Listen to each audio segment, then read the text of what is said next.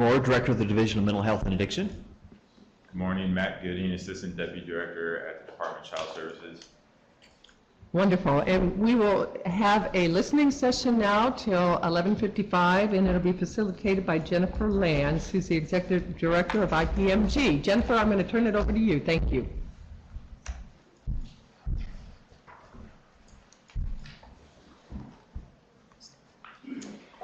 Good morning, everybody. Like Lieutenant Governor Crouch said, I'm Jennifer Lance, Executive Director of Indiana Professional Management Group, or IPMG. IPMG has provided case management services to Hoosiers in Indiana since 2006. We continue to be the largest case management company in Indiana, employing over 300 and supporting over 13,000 individuals on the waiver. I would like to welcome Lieutenant Governor Crouch, the task force members, and the public audience to Indianapolis.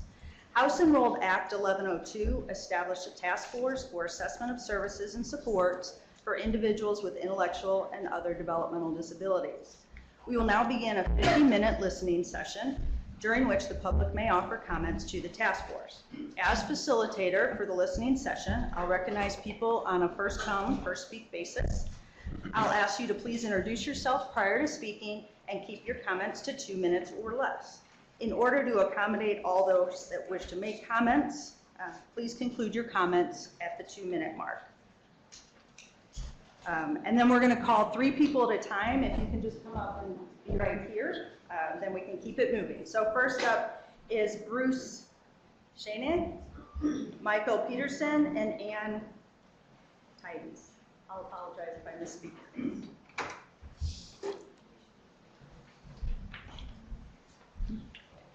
Good morning. My name is Bruce Schnaith. I'm the Vice President of Workforce Development Services at Easter Seals Crossroads. I want to thank the task force here for letting me have the opportunity to speak today. A disturbing and undeniable fact that we face today is the majority of working age Hoosiers with intellectual and developmental disabilities are either unemployed or underemployed, and that's despite their abilities, their desire, and their willingness to work. Now, we all recognize the value and benefit of work for everyone in society, including those with disabilities. And that's why I think it's important that decision makers, those in power, members of this task force, should prioritize and do everything in their power to promote competitive integrated employment options and find creative ways to expand and not limit employment services for people with disabilities. Now, everyone in this room should be concerned about the decision that was made about a year ago for the state of Indiana to go to order of selection due to the lack of available resources. And as we know, this has resulted in a substantial reduction in services to persons with disabilities, and I believe could have some long-term effects to the provider network and the infrastructure of providers in the state of Indiana. Since its implementation, order of selection has significantly reduced referrals to providers. Easter Seals Crossroads has experienced over 20% reduction, and I know other providers have experienced even greater reduction. These reductions present serious challenges and resulted in many organizations making the tough decision to discontinue employment services because of those insufficient referrals. And this isn't good for anybody, really. It ultimately results in fewer community resources, fewer services available, but most importantly, fewer jobs. Lastly, the reported underutilization of authorized employment services across the provider network, in my opinion, is not a capacity issue. At least in our case, Easter Seals Crossroads has the capacity to provide more services, accept more referrals, and ultimately resulting in more jobs. So I'm here today to really encourage this task force to look at ways to mobilize the community, look at ways to find creative ways to continue to find additional funding and work together as a community to solve this problem. Thank you very much.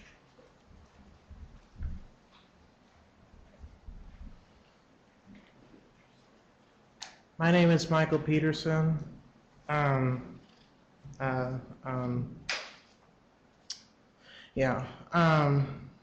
anything else I can do? Okay. My name is Michael Peterson, like I just introduced myself. I have fetal alcohol syndrome. I can work, but only for 2 hours at a time. Due to my disability and the side effects of my 5 medications, I was unable to meet requirements for a high school diploma. Although I qualify for SSI, I would like to have employment closest to my home. that meet my needs, not just an employer's. I'm a member of the community too. Thank you. We have Terry Cutler, Denise Babcock, and Jan. Good morning. I'm Ann Titus. I'm a vice president for a provider. I wanted to talk a little bit about the group home program. Individuals have choice, and many people continue to choose group homes as an option. I wanted to talk a little bit about the white paper. It indicated that Indiana, I think, ranks 42nd as far as people being institutionalized. That number is a little skewed. Most states' institutions are large, state-run institutions, or are those where people do not have access to the community. When the group home program was started, the state used a recognized and highly regulated system to serve folks in the community option. So they took what other states were doing and allowed it to be pursued in the community. Case management was also an issue that the white paper discussed. BDDS, Bureau of Developmental Disability Services, in conjunction with our QIDPs, provide case management for the group home. The white paper also indicated that people don't have choice when they live in the group home. And I think that that is a misconception. The company I work for, we have in fact moved 16 people out of group homes in the last 3 years, with 10 additional folks who will be transitioning possibly in the next 12 months. So folks are offered choice all the time. Housing for people continues to be a struggle. We all know that safe, affordable housing is very limited, and the ICF program provides safe, affordable, and attainable housing for folks. It also discussed the detriment of moving people from their homes. Many of the folks that I've served I've been with for 26 years, and I could not imagine the detriment to them having to leave their home.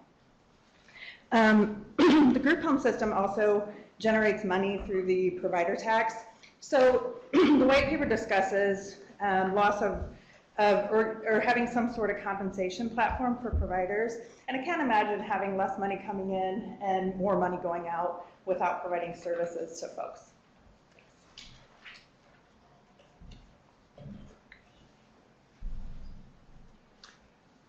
And everyone can submit written testimony, so. Terry Cutter, Regional Day Program Manager with Developmental Services Incorporated. When I first began working at DSI, we professionals sat in meetings and told the clients what their weaknesses were and what goals they were going to be working on. Soon after that, there was change in the approach that it was intended to be more person-centered planning and driven by the client choices, desires, and dreams. Those words are still stated in relation to client programming, but yet there continues to be insufficient funding to truly support consumers in community-based settings a majority of the time. In addition to the higher cost of community-based services, there are proposals being discussed to limit or take away their right to choose what service they can choose and how much time they can spend within those programs. Feedback from many consumers reflect that they choose facility-based services because they feel comfortable and safe in those environments. They look forward to spending time with their friends that accept them for who they are. Isn't that why we desire to choose where we work and who we spend time with? If facility-based services are limited, it will reduce the amount of contact individuals have with their peers and friends, many of which they consider their second family and sometimes their only family. As there is not sufficient funding available at this time for services to further limit choice and expect the individuals to utilize more community-based services, this will ultimately reduce the amount of services they can receive. This will greatly impact the structure of their days and also the responsibility of the direct care providers, including parents, guardians, and residential providers, which rely upon the day services to be there for supports for their loved ones. I strongly urge you to consider the impact of the decisions being made. Do not limit facility-based services and do not take away the choice of pre-vocational workshop services that is often the only opportunity for individuals to earn a paycheck and contribute back to their community. Thank you.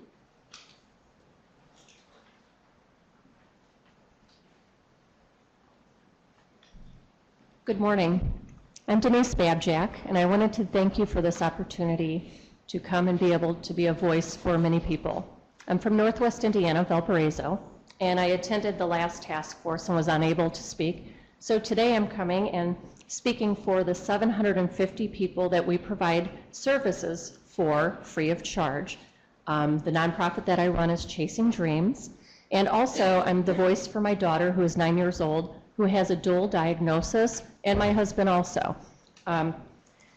Different things that I wanted to speak about that families that attended that meeting were unable to. And I actually have a letter, if you don't mind, I'd like to read from it.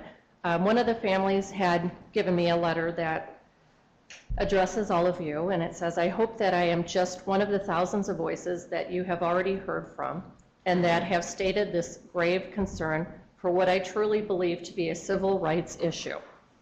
For some reason, our society has created this horrific perception that people with disabilities cannot submit resumes, keep a job, and aren't deemed worthy of the same minimum wage everyone else is. We all need to make the sound decision to take the time to invest our money where our values are and get rid of the sub-minimum wage immediately." I have numerous ones, and my Facebook actually went down today, my account did, because it's filled. It is filled with people, their concerns of what is happening within the government, within our state, changes that need to be made. Within workshops, the people are not being paid enough to assist others. People, the sub-minimum wage, schools with special education. I realize that, it's 1 out of 5 that have a disability, they're saying now, and that was a CDC report. So it is a problem that all of us need to really look at. How can we help all these individuals? Thank you so much for your time. And Brandy Dickerson, Melanie Cooper, and then Russell Sullivan.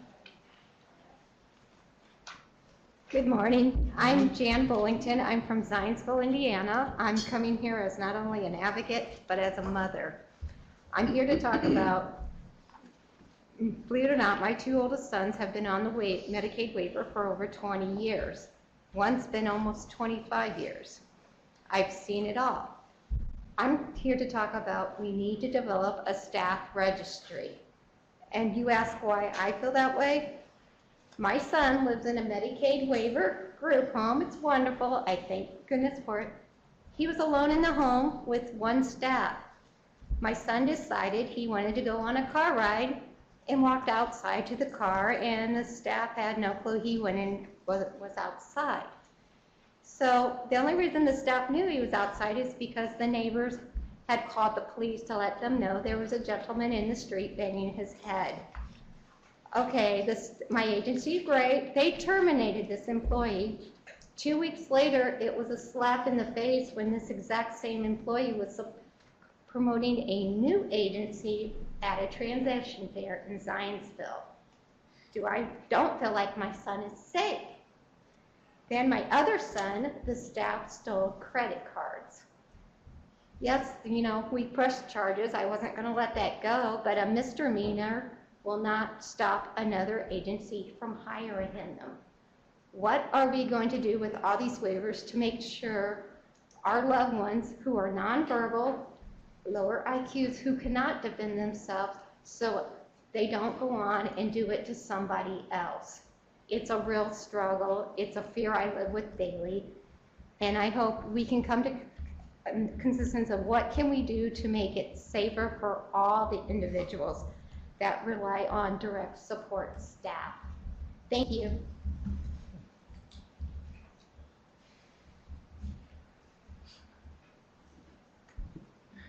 Hello, my name is Nan Sullivan, and I am a person with a disability. My cerebral palsy resulting from a traumatic brain injury. I live with a roommate with a disability named Kurt Bassett, and we do we go to games, we go to sporting events, and I work for Kroger. So please help us achieve better lives better life with my example. Thank you.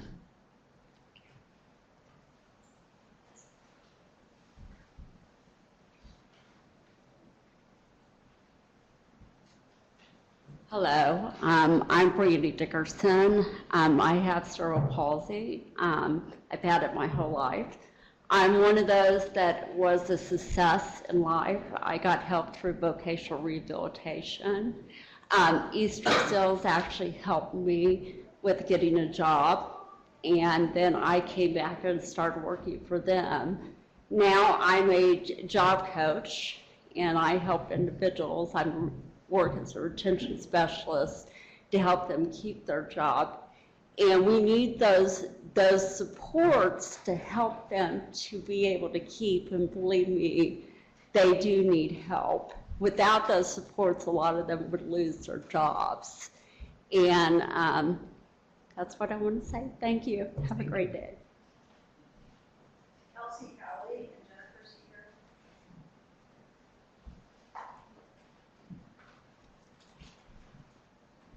Good morning. I am Ronnie Cooper. I am the self-advocate specialist for the Arts of Indiana. In 1996, I started working at Myers, and I worked there for 12 years. Pushing cards, picking up trash, you name it, I pretty much did it. But I realized at the end of that 12 years that there had to be just a little something different for me. And I wondered, I asked a coworker one day, he said, "Well, what do you want to do?" I said, "Not this." I said, "I want a career." He said, "Don't you have a career?" I shook my head no. I said, "I can't see myself bagging nobody's groceries for the rest of my life." I remember coming downtown that same day and stopping by the Arts office there and talking to Mr. John Dickerson, and I asked him. He asked me. He said, "Melanie, what do you want?" And I remember saying, "Oh God, this is the first time someone ever asked me what I wanted." And I told him, I said, "I want a job working with you." About that time, that when my first project started, and I worked there along with another coworker of mine for a long time. And now I do the CCRR. And the CCRR is a very important part of what we do, because we go and we talk to people that's in the workshop, and we let them know that they got a life. They got a right to have a job and do anything in the world. And I was at one agency one day, and the guy, he heard me speak.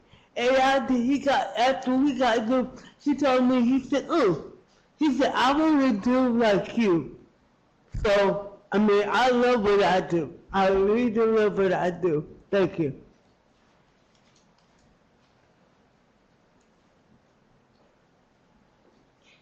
Hi, my name is Kelsey Cowley, and I'm a self-advocate. It's been really hard for me to get a job, a steady job. With not having a college degree, most jobs you have to have a college degree in order to have a good paying job, have a good steady home, have a good income, a steady income these days. And it's not easy for people with disabilities to get that degree or get a job like that, especially ones that understand people with disabilities, understand how we work, understand what we're like. It's been really hard for me to find that job because my first job I had was in 2015. I've never had a job before that. I got the job on my own. I got the job without the help of voc rehab. And it was good because I've had reoccurring jobs since then, and I keep growing in my field that I want to be in. And I just want to grow in my field that I want to be in, and I hopefully want to get the job that I want to make a living and get off Social Security disability one of these days. But think about what it would be like to not have a job. Think about what it would be like to not have, not being able to make a living, being in a workshop. Think about how it would be like to work in a workshop. How it would be like to make 50 cents an hour. Not a lot of people want to make that much. Karen Freeman, Kelly Hartman, and Jim Wilkes.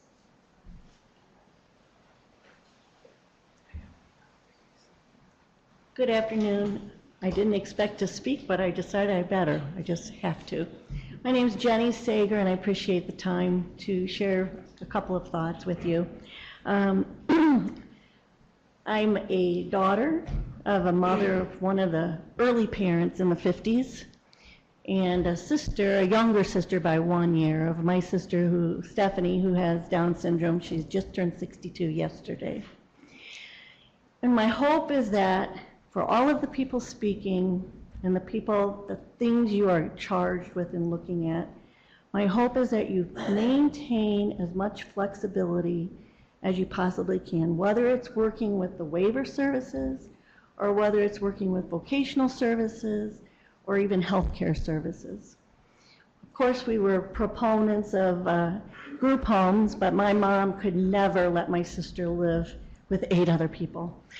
And but when she was 38, we were able to my other sister could pry her hands off my sister and give her a pretend apartment in the upstairs of my house, as a young single woman, very young single woman compared to now. And she practiced learning. She took her first cab ride, I remember, from going to the hair salon. And these were the beginning of the waiver services. And my mom had to actually tell them that she would have no home if she couldn't move in with me through some of the waivers back then. And it was so hard for my mother. Okay, so she took her first cab ride to her hair salon. She was 38. Back then there weren't sleeves of tattoos, and I saw one, and I ran in and called the cab agency and made sure that they had criminal background checks, because I was just as scared as my mom for my sister. But we knew that she had to learn to make her way, and she could do it. She really could. And now, and I was a special ed administrator, and now I see people going everywhere and doing things. And my sister Stephanie now is 62 and has dementia. And we have to be creative now. Again, we're changing her away from where she's living now to more services where we can help provide those ourselves for her. So please keep it creative and let the parents and families decide what suits their family member best. Thank you.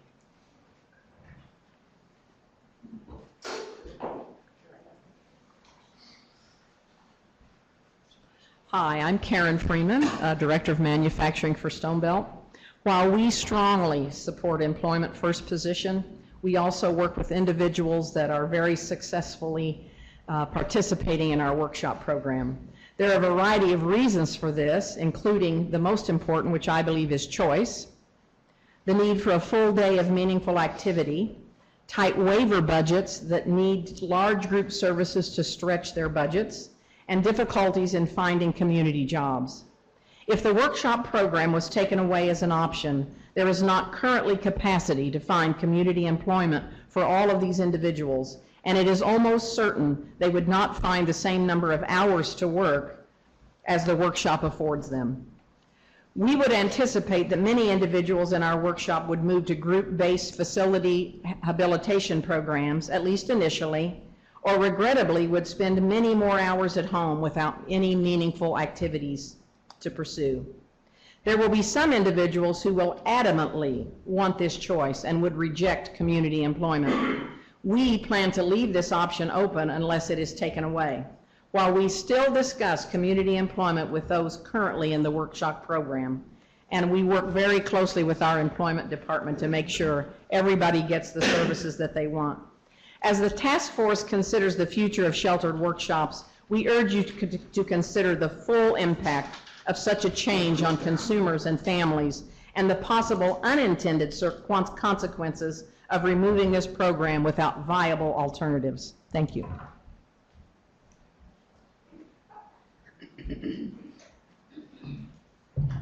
Hi, my name is Kelly Hartman, and I'm the professional liaison for the Indiana Association of Behavioral Consultants. We're a trade association whose mission is to promote effective, ethical, and quality behavioral supports. Our membership includes over 400 clinicians statewide, some who work independently, and many who work for agencies. We have to have master's degrees, maintain our continuing education, be available around the clock, and travel. We're expected to have expertise that extends beyond basic behavior modification, but should be proficient in mental health, crisis intervention, and ever-growing list of developmental challenges our folks face. As with any service, we know that there are great clinicians out there. We also know that there are quality gaps. To deal with that, we would offer 3 solutions for your consideration. Number 1, reconsider the rate. While much of the public comment has been around DSP wage disparity, and we wholeheartedly agree with that, there are significant misconceptions about the workforce of behavioral consultants. Since the state's inception of the Medicaid program in Indiana in 1994, we've had 2 rate increases. So over the course of 24 years, our rate has been increased 9%. The people we support desperately need increased capacity of strong, competent consultants on their teams. To achieve that, we have to be able to attract and build talent professionals who are capable of doing this work. Our second solution would be to replace the current supervision requirement with licensure or accreditation.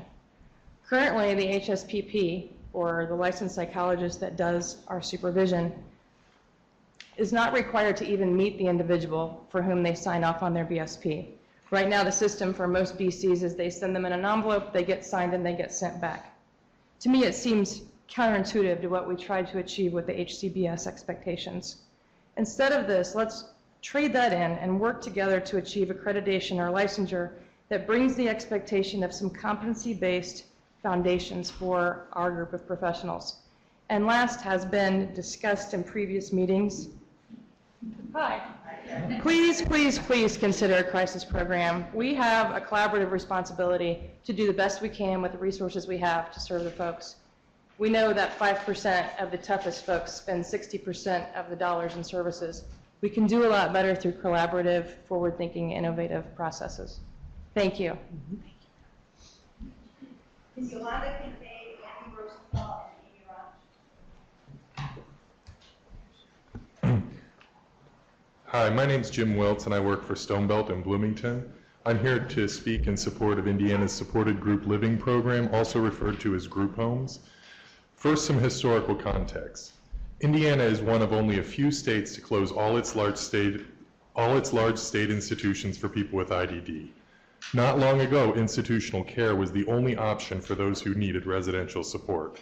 Hundreds and sometimes thousands of people lived in a single setting, and services were terrible. In an address to Congress in 1963, President Kennedy described shamelessly understaffed, overcrowded, unpleasant institutions from which death too often provided the only firm hope of release. At the same time, he proposed a new approach in which reliance on the cold mercy of custodial isolation will be supplanted by the open warmth of community concern and capability. That was 1963. It took a while for those ideas to take hold, but Indiana started community-based residential services with its group home program. A little while later, supported living options also became available. These 2 programs, group homes and supported living, are Indiana's main residential options outside of family homes. Some now advocate converting group homes into supported living based on the false premise that group homes are too institutional. That makes no sense. These 2 options are Indiana's answer to institutions, and both are community-based. While smaller waiver settings benefit some, a group home works better for others. For example, because of flexibility in staffing, if one resident prefers to stay at home, other housemates still can participate in community-based activities. In fact, staffing in general is less challenging in group homes. A salient example is overnight shifts, which often are the most challenging to fill. Group homes require less than half the number of staff for overnights. Especially in this time of staffing shortages, it would be a mistake for Indiana to remove one of the few options available to families who need support. Indiana needs its community-based group home option. Thank you.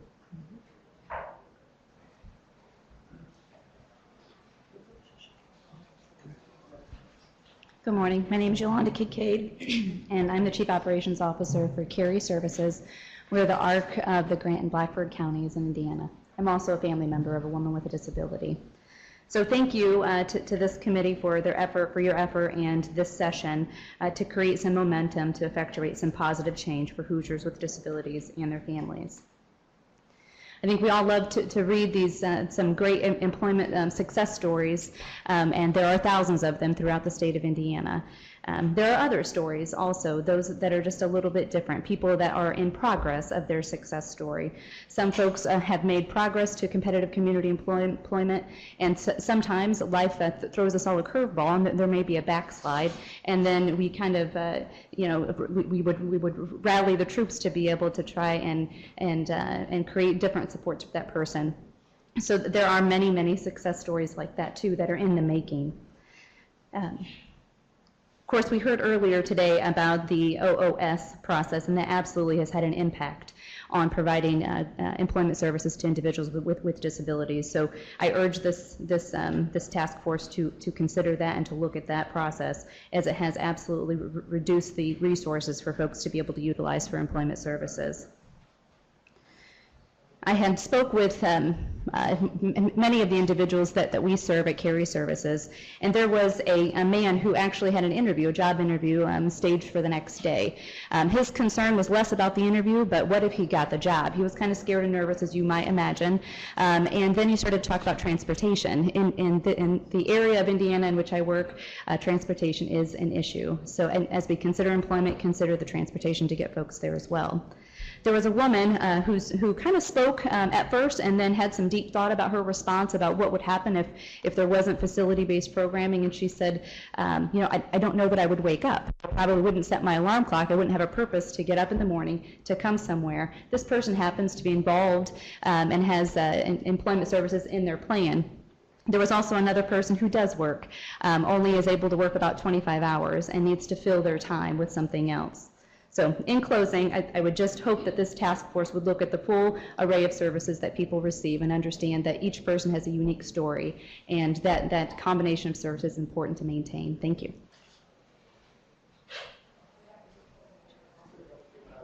Good morning. My name is Amy Roush, and I'm an employment consultant with Benchmark Human Services in the Indianapolis area. I work with a network of 13 employment service professionals with over 180 years of combined experience. Our consultants, along with job coaches, provide services to individuals in all VR regions of the state. Our job is to work with individuals who have chosen Benchmark in assisting with finding and keeping community-based employment. During my 5 years with Benchmark, our company has assisted individuals in finding 769 jobs in the community.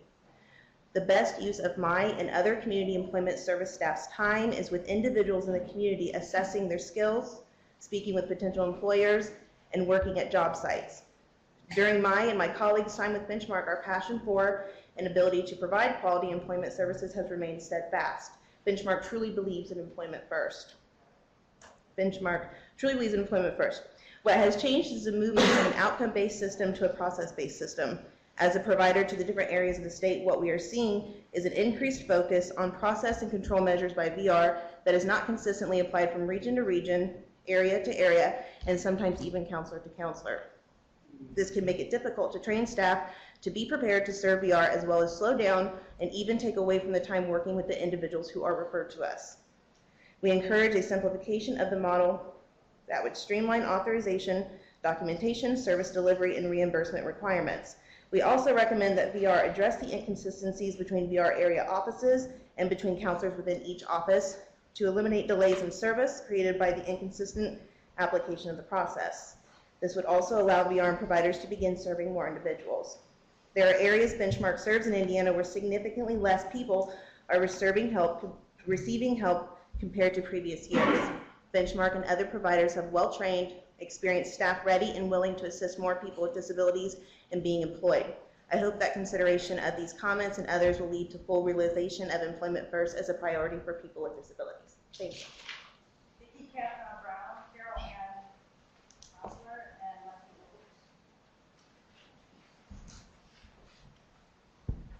So a little bit tallest guy that's been on this. Hello, everyone. Lieutenant Governor, Task Force. Thank you all for devoting your time and trying to create a positive change for the community. It's very much appreciated. I was lucky enough to speak back in the Central Time Zone last month. I wore the same suit. Hopefully you guys all recognize me a little bit for those that were in attendance. I will keep this short as I want to make sure people that have not had a chance to speak get a chance. I brought copies of the presentation that we did that I would like to hand out to you guys, so hopefully that won't cut in too much to the 2 minutes. Oh, thank you. We have a volunteer. Really quickly, I just wanted to reiterate some of the key recommendations. For those that don't know, my name is Andy Rosenthal. I own a company called Terrabin Supportive Housing Solutions. We provide housing specifically for the IDD community on a single-family home rental basis. Currently, we're going to try to expand and diversify into other types of structures, hopefully with the help of the recommendations that this task force comes out with and however this concludes. Really quickly, we wanted to revisit the housing projects that are in the works right now. These are wonderful projects in the QAP. And we want to talk about making sure that these projects that do help the IDD community, we work on higher impact solutions. 25 units or 20 units of a 100-unit building is a wonderful community development idea, but you're only helping 75 people over the course of a multi-year project. So it's good, but I think we can do better. Second is there are a lot of existing resources out there, and we should be proud of that. But we should re-examine the utilization of those. It's a lot easier to use money you have and ask for more money.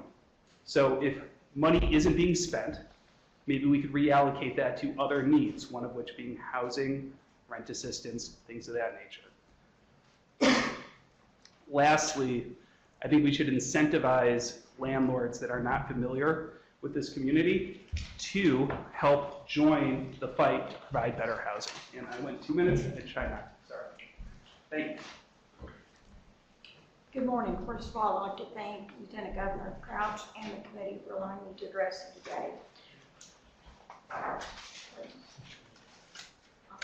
My name is Vicki Brown, and I am from Evansville. And what I'm wanting to address today, I'm the mother of two developmentally challenged disabled adult sons. And my concerns is the type of medical care that they often receive. My older son, Mark, who I took to the emergency room in our hometown on April 7th of 2017, I later found deceased in his bed 36 hours later. When I took him to the emergency room, I explained, and his records were there, how bad his heart was. I felt at that time he was in probably active heart failure and organ failure. I had asked for him to be admitted and for blood work to be done. His blood pressure fell. The doctor was very unreceptive to my request, my inquiries, or my desires for that evening. He was sent home. He could not even urinate. He was sent home with a catheter inserted and strapped to his leg. He was 65 years old and challenged. I firmly believe that both issues played a huge part in this. What I'd like for everyone to know is I feel standards or protocol standards need to be established so that the ones that cannot speak for themselves, and even though I was there to advocate for Mark, and I assure you I did, it was even marked in the file that she felt I was an overprotected guardian, which obviously I wasn't, that, you know, we need some kind of basic standards to protect the ones that cannot protect and speak for themselves. As a society, I believe that we will be judged by how we care for the defenseless, the ones that need us the most. So please, let's look at setting some protocols so the ones that cannot speak for themselves are protected. Thank you.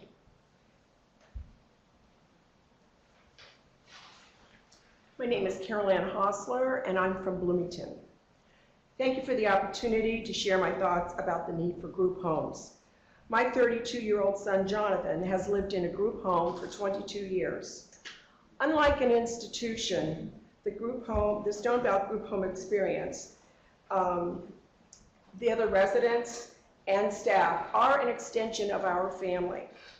After Jonathan was born, it wasn't long before we knew that he was not meeting the developmental milestones that every parent dreams of. Before age 2, he was evaluated at Riley. The diagnosis, global developmental delays. Our son has significant mental retardation and is autistic. Not an easy statement to make, but it's true. We immediately sought interventions and therapies for him. When he was 10, the opportunity for a group home placement in Bloomington became available, and we made the heart-wrenching choice to try it out, and it's worked well for him. In the group home setting, Jonathan has experienced a quality of life that our family could not provide for him, primarily because he requires 24-hour-a-day care, work which is constant and challenging. The services that the Stone Belt Group Home provides assures him a safe and caring place to live, even though the structural challenges of group homes, for example, staff turnover and pay, are formidable. Jonathan is out in the community every day. We're proud of his participation in the Hand in Hand program. He, like 10 other Stone Belt clients, collect food donations from over 150 participating homes. Those donations are then delivered to the local food pantry. Community integration and community service are essential aspects of the Stone Belt organization. We wish it didn't have to be this way for our son.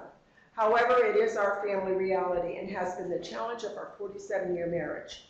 Most marriages don't make it, but given his particular life circumstances, the group home setting is by far the best option for our Jonathan. Thank you. Bill Stetzel and Steve Miller. Hi, my name is Becky Oaks, living at the Pine Ridge Houston Group Home. I did not have anyone to help me, so I began living on my own before I knew how to. I was not ready. I did not know how to budget my money, cook, grocery shop, take care of myself or my home. Some people took advantage of me. I used to use all my money, and they got me into trouble. I need help, and I found help in a group home. Pine Ridge, Houston Group Homes. If I had not gotten the help I need, I would have ended up on the streets or worse. I did not have family, and Pine Ridge became my family. I knew what it is like to have no family, which is why I am like the big sister at Pine. I talked to with Cheyenne, and make her feel better. If I need a special help, I get special help. Pine Ridge helps me, and I help them. I have learned how to budget my money and feel safe with staff around. The real world is scary. I was always telling staff where I'm going and the time I'm going. They take care of and watch out for me. I got 24-hour supervision. I have also learned so much at the ARC. I work where I work. I feel better about myself, and I earn a paycheck every week. They have taught me to make one paycheck, and the next week I spend that paycheck. I can now help with making grocery lists and shopping for the groceries. Bill Stetzel, Steve Miller. Megan Berger, Audrey Whitworth, and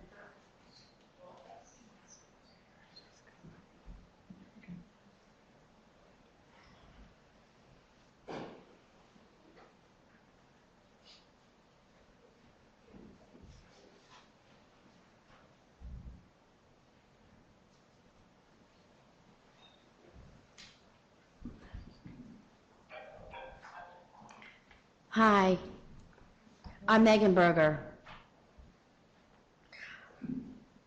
I am 23 years old, and I live in Guilford, Indiana. I was born with Down syndrome.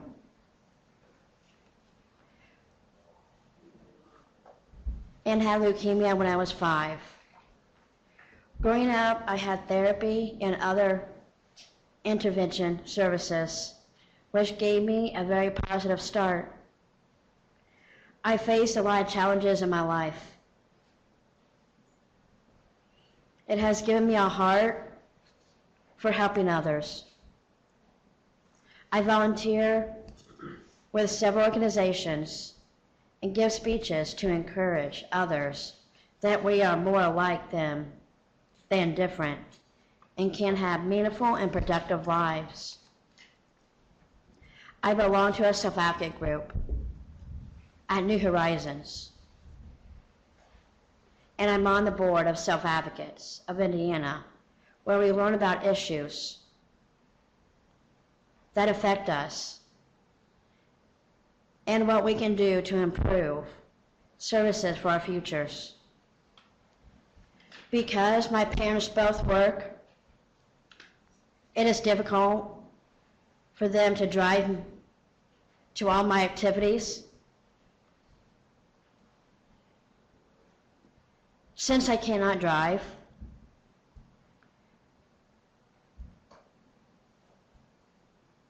having support staff and transportation is very important to me because I can't work without transportation.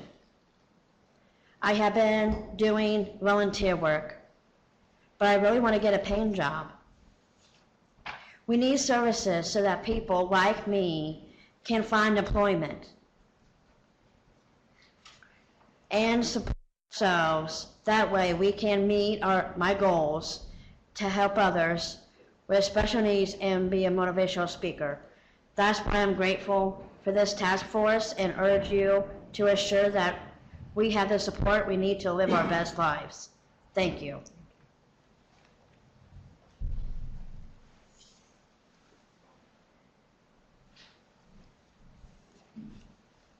Good morning. I'm Audra Whitworth. I am the Connections Director with Meridian Health Services. As many of you know, Meridian Health Services functions not only as a CMHC and FQHC, but is also accredited by the National Association of Developmental Disabilities in our Connections Division. For those of you not familiar, Connections has had the privilege of serving individuals with both developmental disabilities and mental health challenges. This is done through skill building, therapy, and medication management.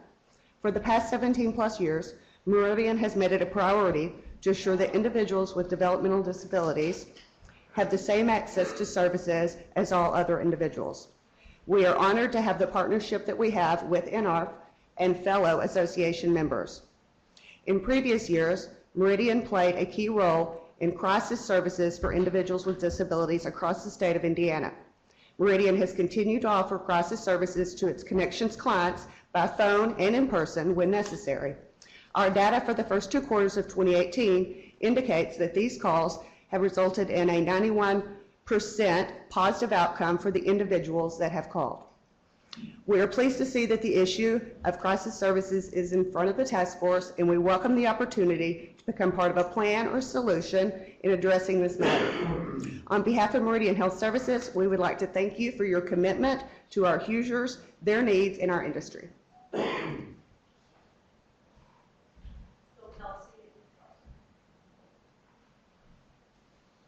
Good morning.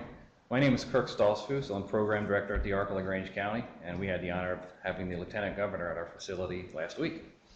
I'm going to echo the sentiments that several others had said earlier, and that's choice.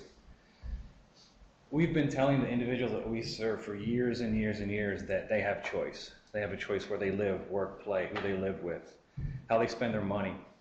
And I'm just concerned that one of those choices, I'm going to say the S word, sheltered work, is going to be removed as a service option.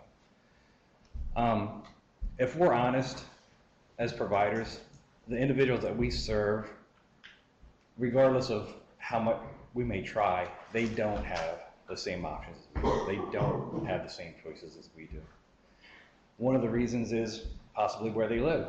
We live in a very rural community. There are not a lot of options for anybody for things to do. But I would just hate to see that one option go away. Thank you.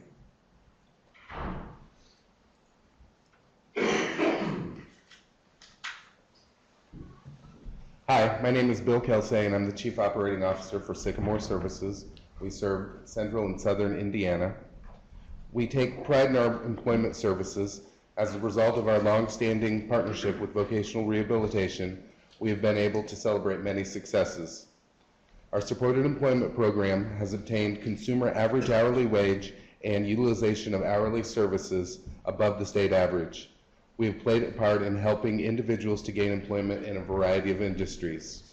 Employers have included IU Health, Toyota, Indianapolis International Airport, and as the Lieutenant Governor, many of you know, within several divisions of Indiana state government.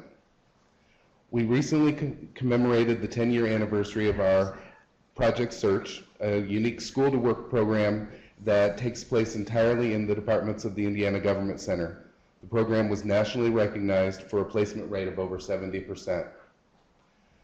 Sycamore Services staff are serving over 400 individuals in 8 counties through the PREETS program, and we are the fiscal agent in 17 counties, which equates to over 800 students. We appreciate the administration's willingness to implement new strategies. Our agency is an establishment project participant.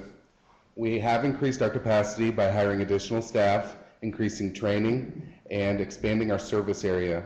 Our placement and retention rates have increased, and we are making contact with new referrals within 24 hours, and our average first meeting date is just over 8 days. Again, we take pride in our partnership with VR and are eager to further expand that collaboration within the state of Indiana wherever there are unmet needs. We too are committed to ensuring that competitive and integrated employment is an option to all who choose it. We ask that the task force identify available resources to ensure the efficient and effective delivery of employment services for every eligible Hoosier. Thank you. Thank you.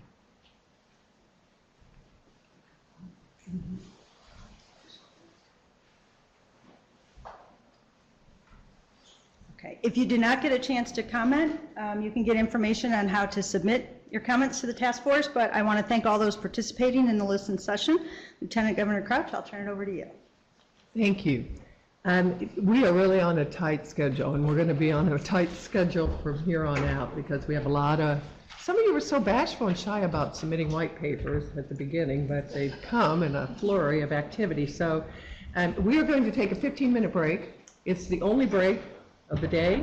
So if you need to take a break, you know, as we move into the next part of our meeting, it'll be up to you to excuse yourself and take a little break and then come back because we have a lot of material to cover. In addition, we have space next door in room 3, conference room 3 for live streaming. So if anyone is crowded or your seating accommodations aren't suitable, please feel free to join us in conference room 3. So we'll take a 15-minute break. You can get your lunch, do whatever you need to do, and then we are going to be back here and starting at 12:15. It's 12:15. We're going to go ahead and get started, and we're going to be very respectful of the time. We have the actual goal of today's meeting is to promote employment options for Hoosiers with intellectual and developmental disabilities. To start us off on that discussion, we have Danny Lopez, who's the chairman of the Governor's Workforce Cabinet, who is calling in. He is going to do 5 minutes of comments, and then we will have a presentation from Rachel Zajac, and she will do 5 minutes of comments, and then open it up for questions to the task force members of 5 minutes. So, Danny, if you're with us, thank you for calling in and making yourself available. I am. Thank you, Governor. Appreciate the opportunity, and it's great to be with this group. I mean, I think this is an exciting time for the state. There's so much discussion, not just here but nationally, about this conversation around workforce and worker shortages and how we move people into more meaningful training and ultimately into more meaningful employment at higher wages. And the interesting thing is that nobody has solved this issue. Nobody's been able to address it. There's no state that has had the magic formula for it. But as I traveled, I was out in California last week and in Washington a couple weeks before that, having conversations with our counterparts, not only in other states, but the Department of Labor and the Department of Education. The fact of the matter is that, and we have for some time, it's not just this administration, but successive administrations and successive legislatures, frankly, with bipartisan support, have been working on this issue and doing some fairly innovative outside-the-box things and been aggressive about the investments that we've been making. So we have moved the needle, but it continues to be a challenge and a pain point, obviously, for our small businesses and for people around the state who are continually striving for better wages and more opportunity for their family. So the workforce, just a bit of background, the workforce cabinet was created last legislative session. What we essentially did, or what legislative leaders essentially did, was sunset or eliminate the state workforce board, which is a mandatory board, a requirement of the Department of Labor's federal code governing workforce programming. It was a large board, a 46-member board, housed at the Department of Workforce Development. We eliminated that board. We created a much more streamlined 21-member board directly under the governor. At that time, I had been the governor's chief of staff when he was lieutenant governor. I was the governor's deputy chief of staff. 2 years of this administration doing mostly operational work, working with our agencies, and he said, well, you're gonna chair this effort, and I said, okay, happy to do it. So our real function is to do a couple of different things. Is to ensure that the investments, first is to ensure that the investments that we are making, we continue to make, are not only strategic, but that they're aligned, that we're actually doing things in coordination and in collaboration across all our different agencies. And that's something that, even as proud as we are of all the efforts we've made, and again, I don't think they're insignificant when you start thinking about millions of dollars annually pumped into early education and preschool, and new technology for classrooms, and $50,000 a pop for employers to train their employees. We've made Ivy Tech and Vincennes tuition free for nearly every single Hoosier. So we've done quite a bit, but are those things, number one, reaching people that need to be reached? Are we effective in communicating that message? I think that's an area that we can always do better. And then are our agencies appropriately utilizing existing resources to better collaborate, streamline, work hand in glove? And that's a challenge. That's a challenge even in a state government as efficient and as well run as ours has been for years and years. It's a challenge. We tend to work in silos across our agencies, and the right hand doesn't always know what the left hand's doing. So the function of this board really primarily is to do that. We are also tasked with doing a couple things statutorily. We, first of all, are doing an assessment of every dollar that's spent, both in the workforce space, but then also in the career and college funding space, so 21st Century Scholars and the O'Bannon scholarships and those types of things. What's the return on investment? I mean, just this morning there was a report that Commissioner Lovers of the Commission of Higher Education put out that talked about how we've seen an 11% spike in on-time graduation rates for traditional four-year colleges, but two-year colleges remain a challenge for us, with only about 13% of students graduating on time, and not nearly enough students that are mostly adult students really completing in meaningful degrees. But we are seeing some gains there, but we have been tasked with doing an assessment of the way we spend our career and college funding as well. And then again, working with the Department of Workforce Development, who works most closely with our local workforce development boards. This is probably more weedy than you all need, although with your all's work in vocational rehabilitation, you probably have some notion of a lot of this stuff. But the state, when the Workforce Innovation and Opportunity Act at the federal level was reauthorized a few years ago, it really gave local boards, local workforce boards, much broader authority, more broader scope to be involved in economic development and workforce development and sort of planning, educational planning for the future of their regions. And so one of the roles of the cabinet as well is to work with these boards who are then working with their Work One operators that they hire to think differently and more broadly about the way that we deliver these services at the local level, how effective they are, and the accountability measures that we are holding ourselves and each other to. So just this year we renegotiated those metrics with the feds, and the cabinet actually handled those negotiations and raised our bar for a lot of those, our targets for a lot of those measures as well.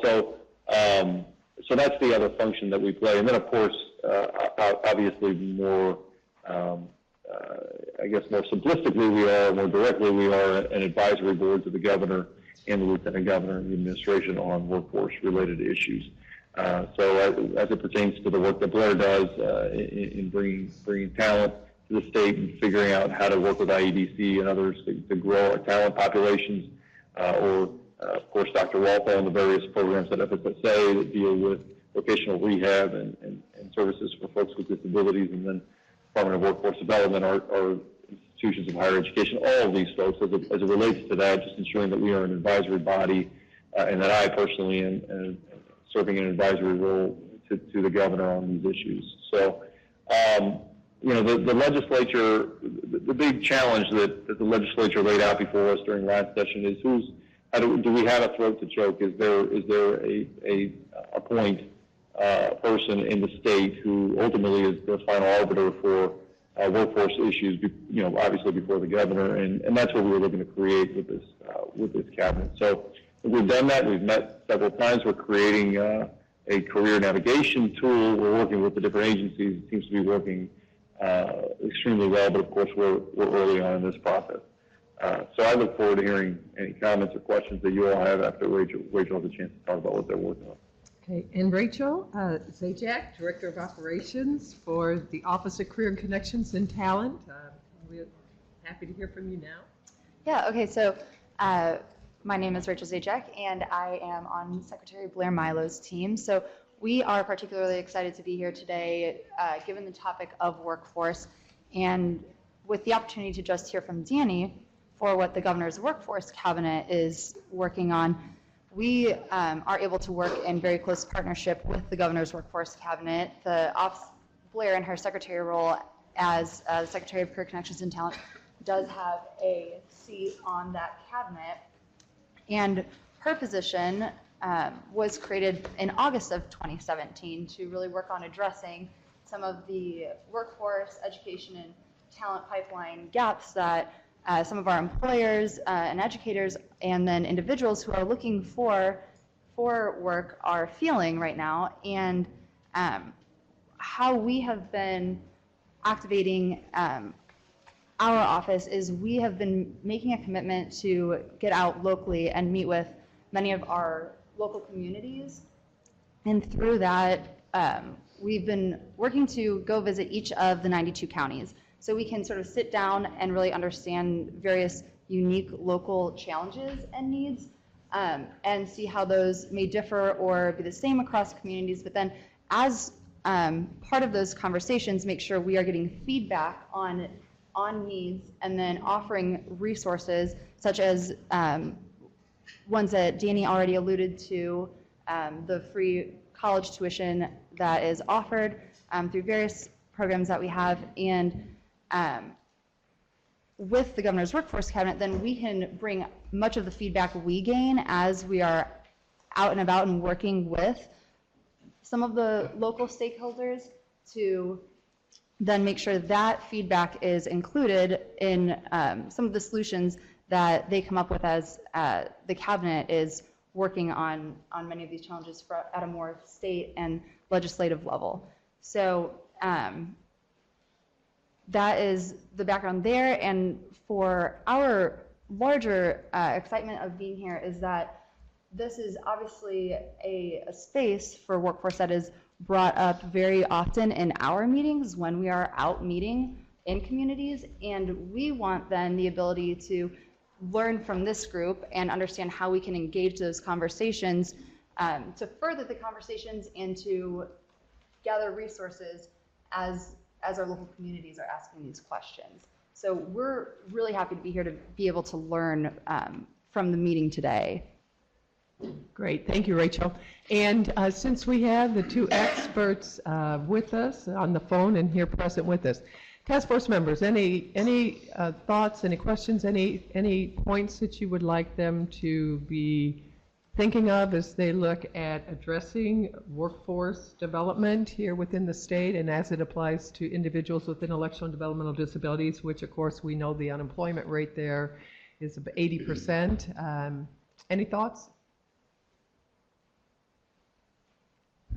I guess I just more encouragement. Identify, please. Identify yourself. Oh, I'm sorry. Kim Dotson with the ARC of Indiana. Again, I know that we are already, people with disabilities are already kind of in the mind of the workforce cabinet. You guys move forward. I think that there's a lot of interest amongst employers about this untapped employee pool that is out there. And so I think we need to make sure that we kind of make sure that the two meet. So just keep that in mind as you're out meeting with employers, that a lot of them don't know the opportunities that people with disabilities bring to the table as far as the workforce. And so as much as you can share that message, it would be appreciated. Absolutely, and as much as Thank you. I think I got, I'm sorry, it just sounds a little far away, but I think I caught what you were saying, but I didn't get your name or anything like that. What I will tell you, one thing that's important for us, and we talked a little bit about at the last cabinet meeting last week, actually, is the state workforce plan. So the state is required every couple of years to file a workforce plan to the feds, to the Department of Labor. And it really, when we just submitted it prior to our first cabinet, or right after our first cabinet meeting, but it's created at the agency level. And it's a good document from the standpoint that it incorporates a lot of the different programs, vocational rehab and the programs of the Department of Workforce Development, and does so in a really descriptive way, in a way that really does tie the programs, or at least describe the programs well. But it is a fairly compliance-driven document. It's not a vision document. And so one of the things that we are going to be doing here in the next year, probably, and this will involve folks from this group as well, is we've got to pull together, rather than what we've been doing in the past, which is a unified plan, which is vocational rehab and then DWD's programs under WIOA, a combined plan. So looking at how vocational rehab and all of our WIOA programs also tie into all the different resources that are available in this space across the state, which really lifts all boats, right? Which really are tools that should be brought to folks with disability and others across the state. But right now, I'm not sure we have a real robust vision for. And so part of the ongoing conversation, and this is going to be a really, really heavy lift, but we're going to have to bring folks together that, into teams and really do a lot of the heavy lifting legwork here to put together a document that is visionary, right, that sets a direction for the state for how we work with people from all these different communities in a strategic way, as opposed to sort of how do we check a box for compliance for federal law. Thank you. Any other task force members? Any comments or thoughts? Yes. This is Jason Meyer. I'm with a provider in Northeast Indiana, and just wanted to just kind of echo what Kim had said in preparing for all this. And if you heard some of the public testimony earlier today, a lot of the reference to employment for people with disabilities and transportation in rural communities, they kind of go hand in hand. So just keep that in mind when we're doing these initiatives, that part of our 80% unemployment is due to some transportation issues too. We're in a rural community in Northeast Indiana, and that's always been a challenge, getting transportation to and from employment. So not only working with the businesses, but then also keeping that transportation in mind as well. And I'll say one last thing that I probably should have, 5 minutes is not a lot of time, that I probably should have mentioned before. One of the driving reasons behind the structure that the governor created with the legislature, moving this the state workforce board out from underneath CWD and putting it under the governor himself, with me chairing it, was the fact that, again, in this economy, so many of the issues, and as you noted, I mean, for folks with disability, and particularly in rural counties, so many of the issues tie back to something other than workforce training. It's not a workforce training issue necessarily in a 3% economy or in an economy where, in a rural community. It's access to transportation, it's affordable housing. It's issues that they go well beyond the scope of traditional workforce development. And what this structure now allows us to do is, me in my role, and again, having hired many of these people, but certainly managed all of these people, it's the ability to go into these agencies and say, okay, at housing, we need to pull your resources and put those on the table, and how are we addressing these issues in conjunction with workforce development? And that's something that theoretically could have been happening before, but I think it's a very difficult thing to do when you've got a board that's housed in an agency. Great. Well, thank you, Danny and Rachel. I appreciate your participation and the commitment of the administration to improve employment opportunities for those with intellectual and developmental disabilities. Thank you so much. I think your participation today sends a very strong message, so thank you. With that, thank you. I got all thank you. You're welcome, Danny. Thank you. With that, we will have review and approval of the minutes from the June 27, 2018 meeting. Are there any additions or corrections? If not, I'll entertain a motion. Yes, Kim? It's been moved. Is there a second? Second. It's been moved and second. All in favor, say aye. Aye. Opposed, nay. Motion carries. Minutes are approved. We will next review and vote on our task force electronic participation policy. This was legislation that I authored and carried when I was a state representative, and we know that our future meetings are going to be very critical, and we don't ever want to not be able to take action as a result of lack of quorum. So, Rebecca, if you could just explain the policy, and then we will have discussion and a vote. Sure. As the Lieutenant Governor mentioned, she carried the legislation. Indiana Code, Section 514, 1.5, 3.6 allows groups like this to enact an electronic participation policy.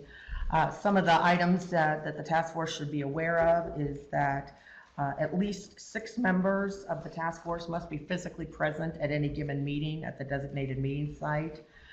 Should we have a situation where there are multiple members of the task force that request to participate electronically, that would preclude us from having the required number on site, the chairperson will make that determination as to who may participate electronically.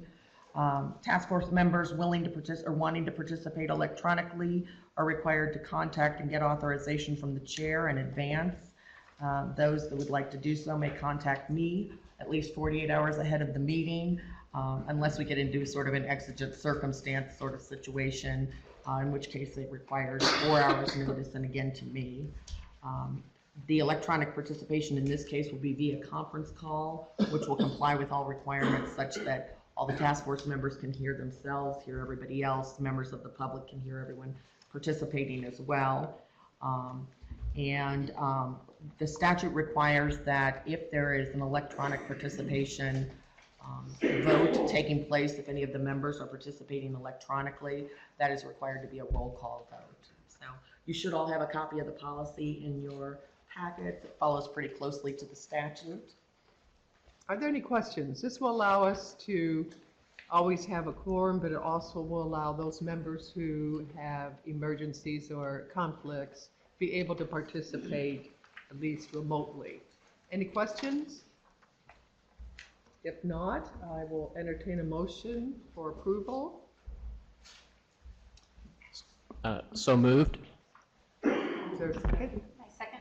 It's been moved and seconded. All in favor, say aye. Aye. Aye. Opposed, nay. Motion carries. Thank you all very much. Hopefully we won't need to use it too much, but it will allow those of you who for some reason can't participate in a future meeting physically will be able to participate. All right. You know, I mentioned earlier that everyone was a little shy about coming up with white papers, but You know, your creative juices got flowing, and we have just a abundance of white papers, which I'm really excited about, quite honestly. But we're now concerned about time constraints and our ability to be able to discuss and have all the white papers presented. In addition, to have a draft report for us at the second to the last meeting that would include those that we've voted on or not, and then the final report. So being as we have just one meeting ahead of us currently scheduled, I think that's August 22nd. Is that right?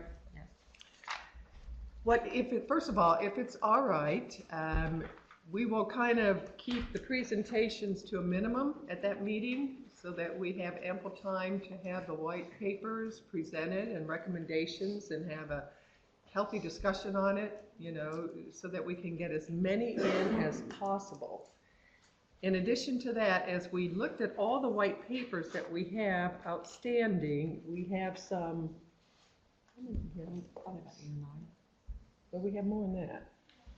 We have a number of them, and when we time them out, we're really going to be pushing being able to get all of our information and get all of the white papers presented at the August 22nd meeting. And of course, we present them at one meeting and we vote on them at the next. So you can see what we're up against. So with that being said, we are looking at having an additional meeting. That's why this electronic, participation policy is important. And are looking at September the 5th or 12th.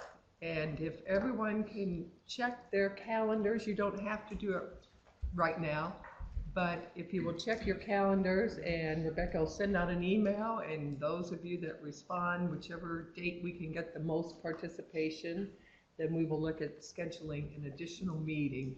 And that meeting will be dedicated totally to wrapping up the white papers, having Derek kind of give us a little overview of what we can expect in the report, so that when we have the next meeting to review the draft, we'll be prepared to do so. Does that make sense? Okay, thank you. I appreciate that. Appreciate you all being so dedicated and committed to this. And you know, it may be a little bit of our extra time, but you know, it'll be well worth it when we come up with a 10-year plan that really promotes and supports those with intellectual and developmental disabilities and give them more options. So, with that being said, we are now ready to move on. If it seems like I'm going fast, it's because I am. Because we've got a lot of material, so I apologize. So, Steve, we have the Community Living Expansion Initiative white paper that you presented at the last meeting. And if you want to kind of just present your recommendation, and then we'll have some discussion and go from there. Sure. If you were in attendance at the last meeting, Kim Dodson suggested that I add a section on the need. So she took me out back, wrestled me to the ground, and I have added a section on need. That's the only change to the previous paper. I would point out a couple of things about that section.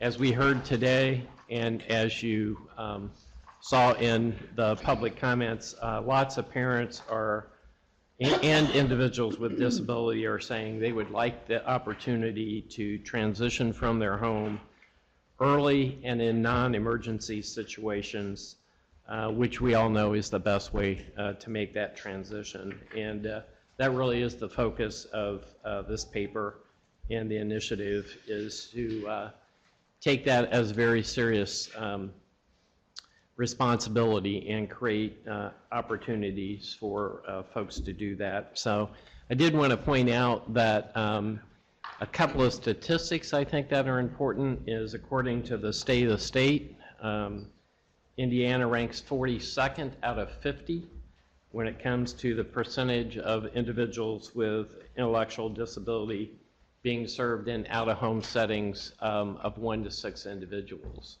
And so most states, individuals receiving services are receiving those services out of their home, as compared to Indiana, where we have nearly 67%, I believe, of the individuals in services are still living with their families. And so that really is the focus of creating an opportunity. So the recommendations, I would take recommendation 2 first. Is that your preference? Let's do that, So, everyone.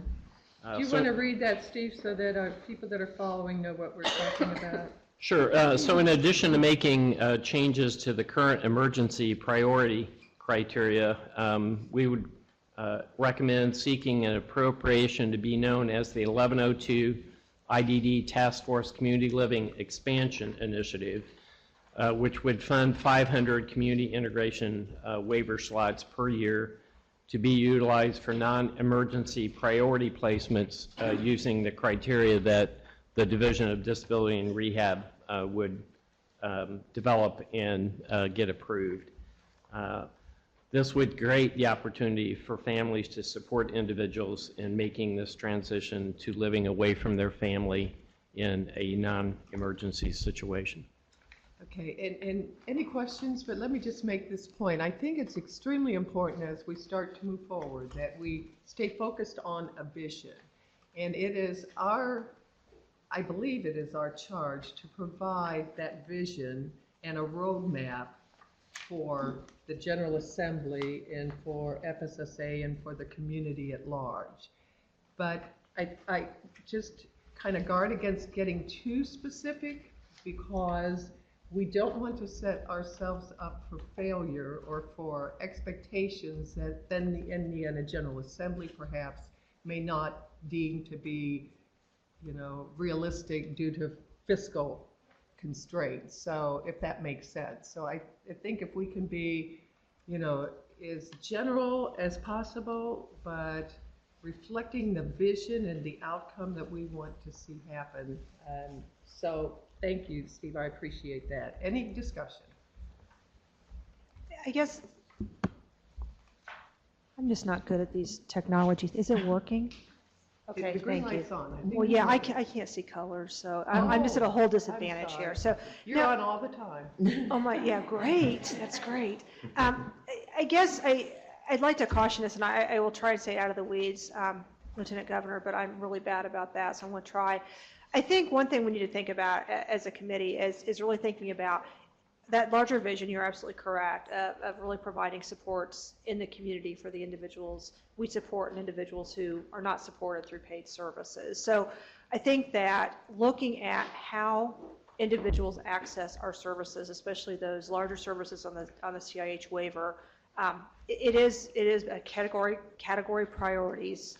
I think we need to look at a bigger picture of saying, how do we want to help people prioritize, and how do we prioritize as a state who we are going to serve in those residential settings? I think those categories were put together a good 6 or 7 years ago, as Steve pointed out in here. And I think folks at the time did the best they could with what they had to work with and within fiscal constraints. I think that we really need to think about it, a bigger picture of not just tinkering with that CIH waiver and those priority categories. I have a great deal of respect for Steve to try and get, and Kim, for additional services, and I think that's all our goal, to try and make sure people have the supports they need.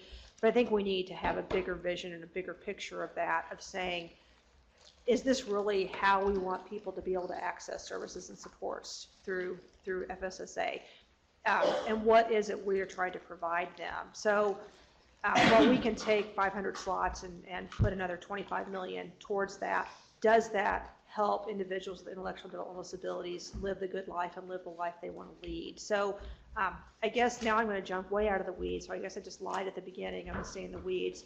I think on a bigger picture, I think we need to take a whole look, and I think that's what we've been trying to do, at what it is we want to do as a community, as a task force, as a society, to help individuals with intellectual and developmental disabilities live good lives, live in the community. And I think it's not tinkering with current waivers and tinkering with priority categories. I think it is looking at that bigger picture of what is it individuals need, because again, I'm going to say it, I always have to, needs aren't services. So how do we find those supports that individuals need? And if we just want to change around what we have in waivers now, it's sort of like, well, I'm going to do it, this is my favorite government thing. Well, I'll fix that because I'm going to make a better form. So I feel like if we just change a few things in waivers, we're just making a better form, as opposed to really looking big picture and saying, what supports do individuals need? We've heard a lot of great information through this task force, and I think we will continue to, but I think there are bigger things that we should think about taking to the legislature and saying, here's how we provide great supports to people, and here's the bigger picture where we want to go, and here's kind of what it's going to cost, but we have to do something bigger than just saying, we're going to let 500 people in, and we're going to change categories, because that doesn't get us really, I think, where we're trying to go. Well, with that being said, for me, who I'm not an expert, Why just fake it? So you're doing great. so how would you, because I think Steve's, I think his recommendation is something that we want to see happen, but how would you then take it and address the bigger picture, and with this being part of that? I guess Well, I think I'm going to kind of condense what I think we're trying to do. I mean, I think our goal is to help individuals with intellectual and developmental disabilities lead better lives, lead a good life. I think what we have heard and what we've seen, that they feel like there's supports they could use as far as what we're going with here is, the CIH waiver does a lot for residential settings. So I think, can we think about going back to some of the other white papers, and maybe we don't take one recommendation at a time, we take it as the whole. I mean, Jonathan talked, I think it was last week or last month when we met before, about the whole shared living model that they do in other states. If we put 500 people on this waiver, is that going to mean that we're going to change the shared living model and allow shared living? If we had 500 people on this waiver, do we have services and supports and workforce for 500 people? So we have to think about those things. So I guess, to me, as we're thinking about what people need, what everyone has come to this committee over the past however many meetings and told us they need, they need supports, they need more supports, but I don't think we still know that they need that support. So I'm not articulating this well. I think we just need we need to take our vision, and instead of, you're right, going into the detail, and if we want to say we need to serve 1,000 more people, 500 more people, and we need to do how much that would cost, but I think just taking them and putting them on the same waiver where people aren't able to get the supports they need now is not going to solve it's not going to help. It's going to frustrate the people that we're supporting. So I guess I would say we have a plethora of really great ideas that we've heard in these white papers. Can we take that into a bigger goal and vision of what we want to take to the legislator and say, here's how we think, this committee thinks we can help individuals with intellectual and developmental disabilities live a good life. So I know that was very pie in the sky, but I think voting on one or two things at a time, as we're looking at here, just, again, it's transitional change instead of transformative change. We're trying to change the culture and transform the system. Doing a little bit at a time looks nice, and it lets us, sort of like it's mowing the yard. You can see when it's all done. But I think then the weeds are going to grow again, and we're not going to solve the bigger problems or the bigger issues. And see, I guess I saw it as the recommendations are things that we stick under goals. And then when the report is written, and we had that discussion at the September 5th or 12th meeting, we talk about the holes that we still have and how do we fill them and have that big kind of comprehensive picture. Otherwise, if we do nothing, I mean, if we don't have some kind of starting points that we can look at in terms of developing that final report. I mean, to me, I couldn't agree more. I don't think this can be the only recommendation. And perhaps we need to look at the whole big picture, but then someone's got to come up with what that is, and a recommendation. We can't say we aren't going to do anything because we want to do better and more. Does that make sense? So, chime in. We're having a discussion. That's what this is all about. That's why we need another meeting. I got an idea. What if we say something a little more generic about taking a look at restructuring the Medicaid home community-based waiver system to add additional funding and services to to meet the needs of at least 1,000 more people, or something more like that. That way we can change the service mix, maybe we don't need the full CIH waiver for those 500 people. Maybe they just need an enhanced family. You know, I mean, the one gentleman, Ned, is living in a apartment with a roommate, and he is probably a similar level of disability to some people getting full CIH waivers.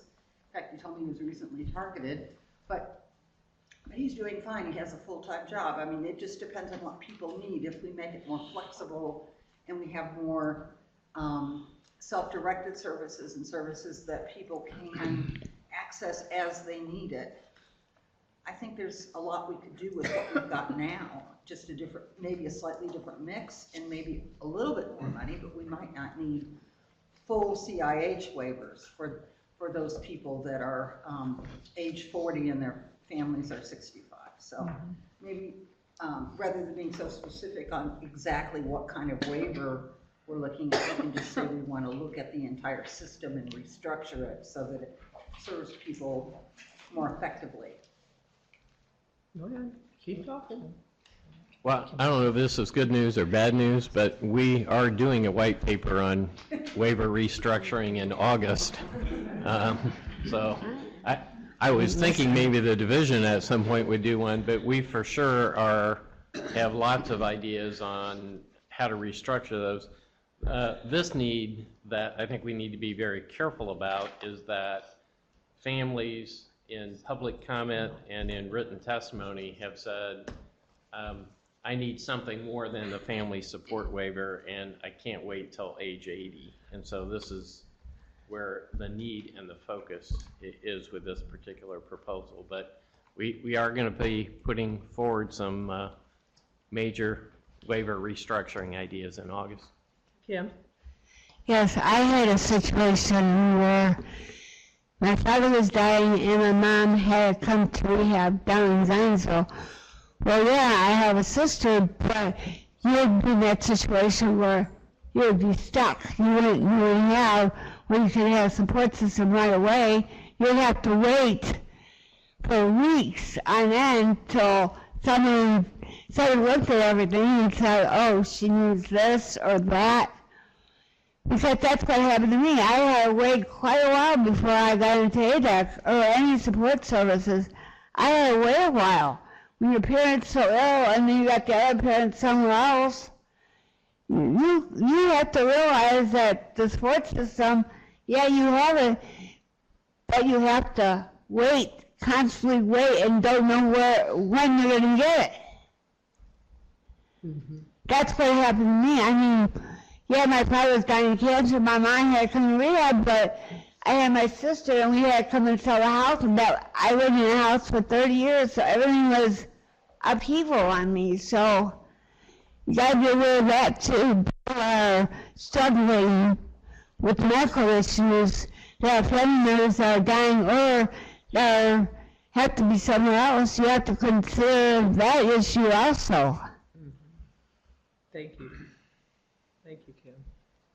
Any other comments? Yeah, so as the division director, I think it is, as I indicated in the last meeting when we talked about this proposal, is that I think the division recognizes that, you know, again, in a positive intent and waiver, how we in Indiana formulated their home and community-based settings rules, it is a crisis-oriented waiver. So you get them on the community integration habilitation waiver if you meet a priority category that usually means you're in some type of crisis situation. So while I absolutely appreciate the understanding that there are aging caregivers that, you know, 80 is too far, we also come across situations where there is, you know, to Kim's point, while I don't know the age of your father or your mother, we have parents that aren't aging necessarily, but have some concerns at home that makes it unable for them to also serve their individual. So making arbitrary decisions like an age or sometimes substantiation of some type of action that occurred, while sometimes is needed, it's not always the best and doesn't give you the full perspective. And here I am, the state person, doesn't always, I think, bode well with the fiscal responsibility of identifying where the needs are and able to wrap the appropriate needs I think to Julie's points, we also can't just open a bunch of slots and then set unreasonable expectations for individuals to get services and may not have the appropriate staffing levels that are also requested. So I think I would recommend a couple things. That one, I think we recognize that maybe the priority categories of today for, I'll throw the family support waiver as well as the CIH waiver, that we may need to relook at those and identify collectively as a 1102 task force, or maybe we set aside, say, there will be representation of the 1102 and maybe some other separate forum or subcommittee to say, here are our new priorities in Indiana. And then with that, we know that there are requirements for renewal processes for the home and community-based waivers, but we also need to redesign the waivers. And to Steve's point, we welcome any of that feedback and suggestion. I know as the state, we also have ideas of how to do a better job of really making waivers more purposeful and attached to people and what their quality of life is going to be. So if they are going to be focused on competitive integrated employment, how do we wrap, if you will, an appropriate home and community-based waiver around that individual? Maybe those that have more significant needs, what does that menu of service options and what does that level of funding look like for them as well? So I think we can step back a little bit. I think tweaking is always helpful, but I think we need to do more with a 10-year plan to not just tweak, but to truly be transformational and understand that I almost wish in DDRS I had two teams. One team that was dealing with the day-to-day and one team that was dealing with the future. We don't have that luxury with resources. However, I think this provides a mechanism to do that in a report that will outline what those values are in a way to get maybe to a younger age of a primary caregiver, as well as recognizing, which I appreciate Steve adding, that there are people who shouldn't have to wait for crisis to have a little bit more HCBS funding so that they can be successful in their community where they want to live and where if they want to work and have those appropriate supports as well. So to maybe be a little more concise, maybe I would recommend two things that we would, as an entity, we would review maybe in the more short term what our priority categories are in Indiana, and in the more future, I think this goes parallel to, it sounds like, what actually some white papers will be coming in as to what are the strategies and redesign efforts for home and community-based waivers for IDD population.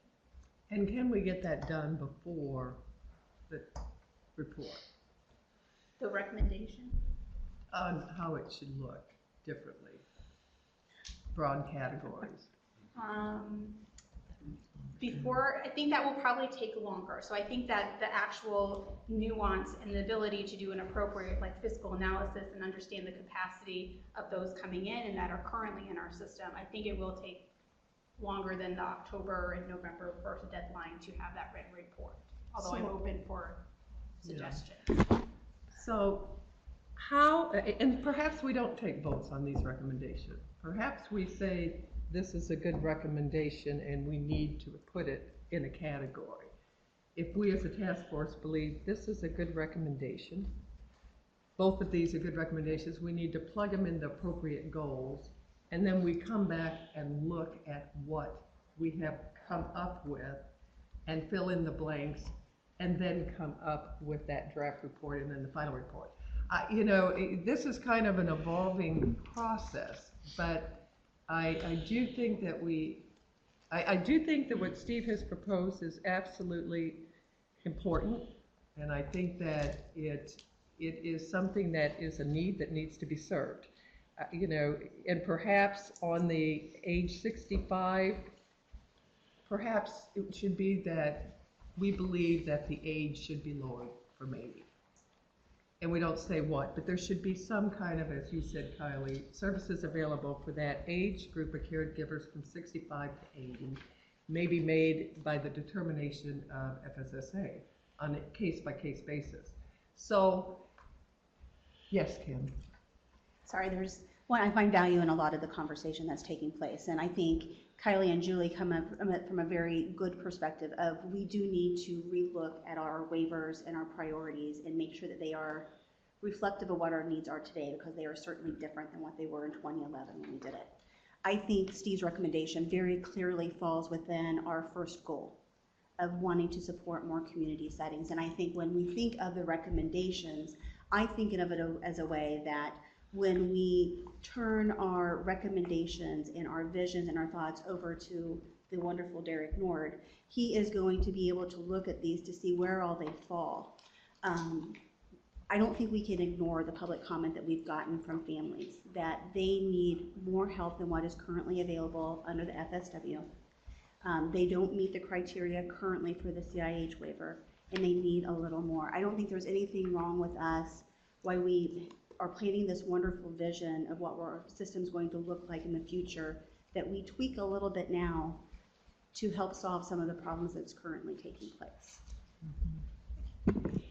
I guess back on that, Kim, and kind of to reflect what Christine said, I think what I wonder is if there's a way to be less waiver specific, but look at, again, what those supports that are needed. So we do hear that a lot, that there is a cap on the family supports waiver.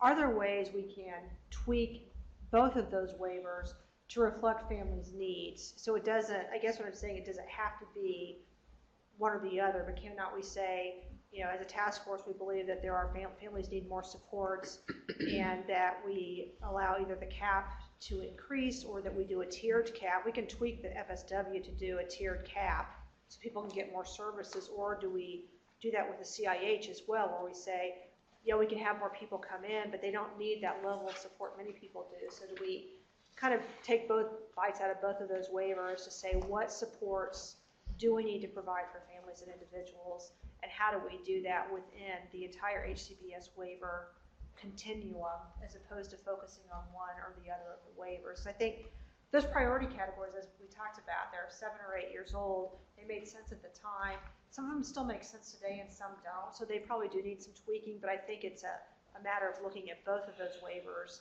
and figuring out how we meet the needs of families and individuals. And I don't think, at least I'm not wed, and I won't speak for you, Steve, but I don't necessarily think that the recommendation has to be more CIH waivers, as long as we could up the cap of the FSW to create this opportunity.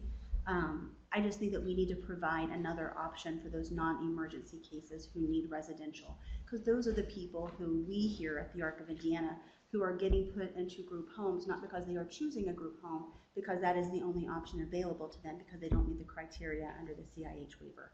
And I think we have to listen to that. Mm-hmm. Well, I know this will surprise you, but I'm in agreement with you. I don't think it matters what you call it. What we're trying to address is the desire from families and individuals with disabilities to live away from their home in a non-emergency situation. So, and we need to put some resources into that. So, I think we bled over into the first recommendation. So, so I think that we should consider modifying that one to essentially say we need to change the priority criteria. We need to look at changing the priority criteria for both waivers. So I'm fine with that. Some language to that effect. So let's not, do you all want to vote on these, or do you just want to have consensus and then, you know, save our vote for the final report? I don't want to lose the recommendation. So whatever will make us still keep in mind that these recommendations stay intact as we put together the report. I don't know if that has to be, you know, a vote or not. A wise person told me last night that we have until November. So in legislative time, that is a long time away. And so even if we change something now, it doesn't mean that's the way it always has to be 3 months from now.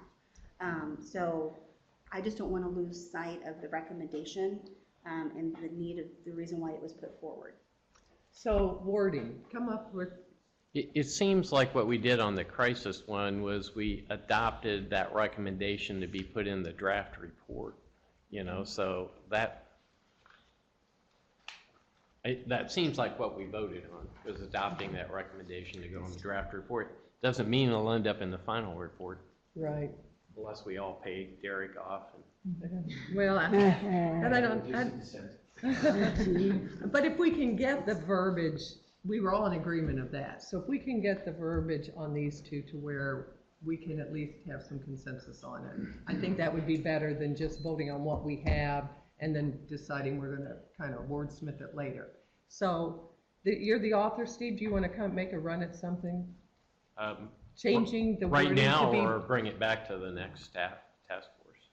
No, let's do it now. Oh, okay. We don't have, we're kind of running out of time. We're up against a clock. So just come up with something. It doesn't have to be final, it doesn't have to stay that way, but something that's more general and comprehensive. On the recommendation too, I think we could just say expansion initiative, which will fund waiver slots to be utilized for non-emergency priority placement. In other words, just take out reference to the 500 community integration and just say waiver slots, because waiver slots may look different. Feedback? I think the one thing, Steve, because I know that those current priority categories in the CIH, I believe as you note here, are in legislation. So if it is a recommendation of the task force that we want to relook at non-emergency and how, I guess I'm going to call it the front door of how people access services. So I think that is something that probably needs before the session, which Kim seems to think is 100 years away.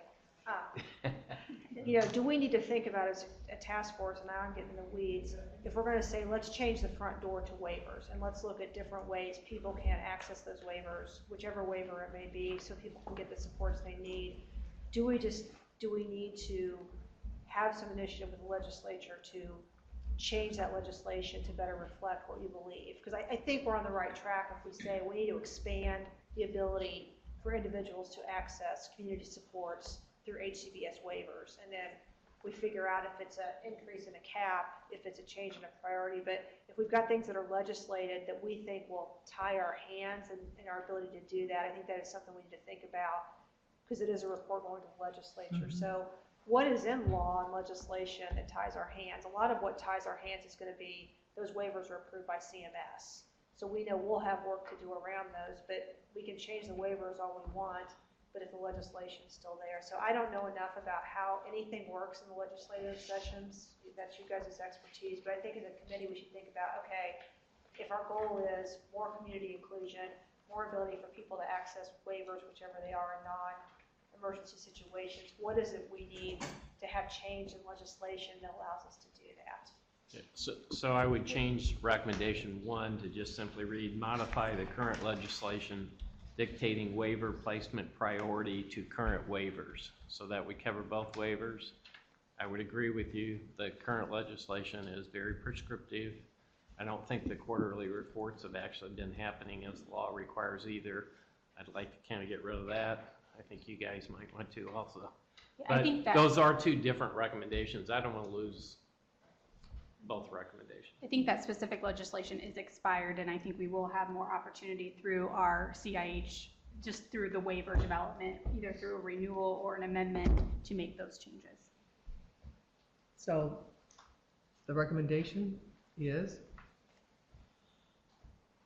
Well, for one, I would say modify the current legislation dictating waiver placement priority to current waivers.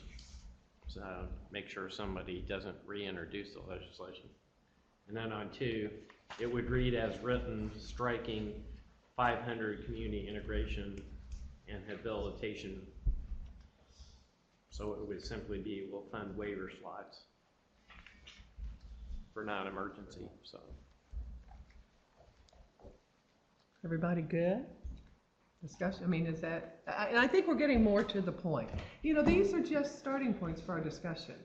But I think the more general we can be in terms of, at least right now, in providing direction for Derek and then just further discussion by the group is going to be really positive. Anybody need that read back to them? Everybody comfortable? How about if we just do a voice vote on those? So regarding recommendation 1, which reads, modify the current legislation dictating waiver placement priority to current waivers. Is there a motion? So moved. Second? Okay, all in favor, say aye. Aye. Well, I can't vote. Opposed? Nay? All right, recommendation is approved, and then the Other recommendation? In addition to changing the current emergency priority criteria, so it assumes we're going to be successful, I guess, seek an appropriation be known as the 1102 IDD Task Force Community Living Expansion Initiative, which will fund waiver slots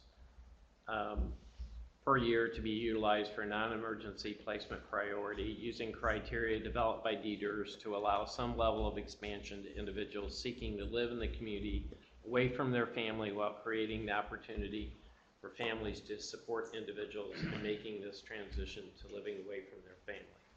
Our legal counsel just showed me we can't seek appropriation, we can recommend. Recommend.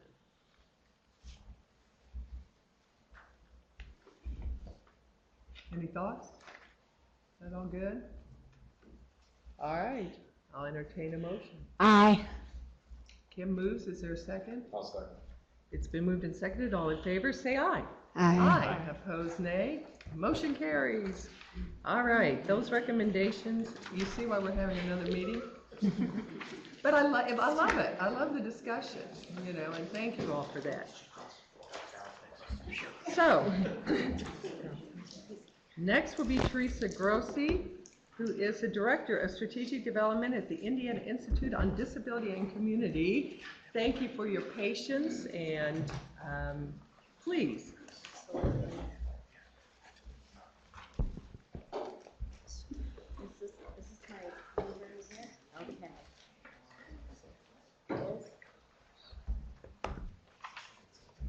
Okay, I'll talk really fast because there's a lot on this agenda.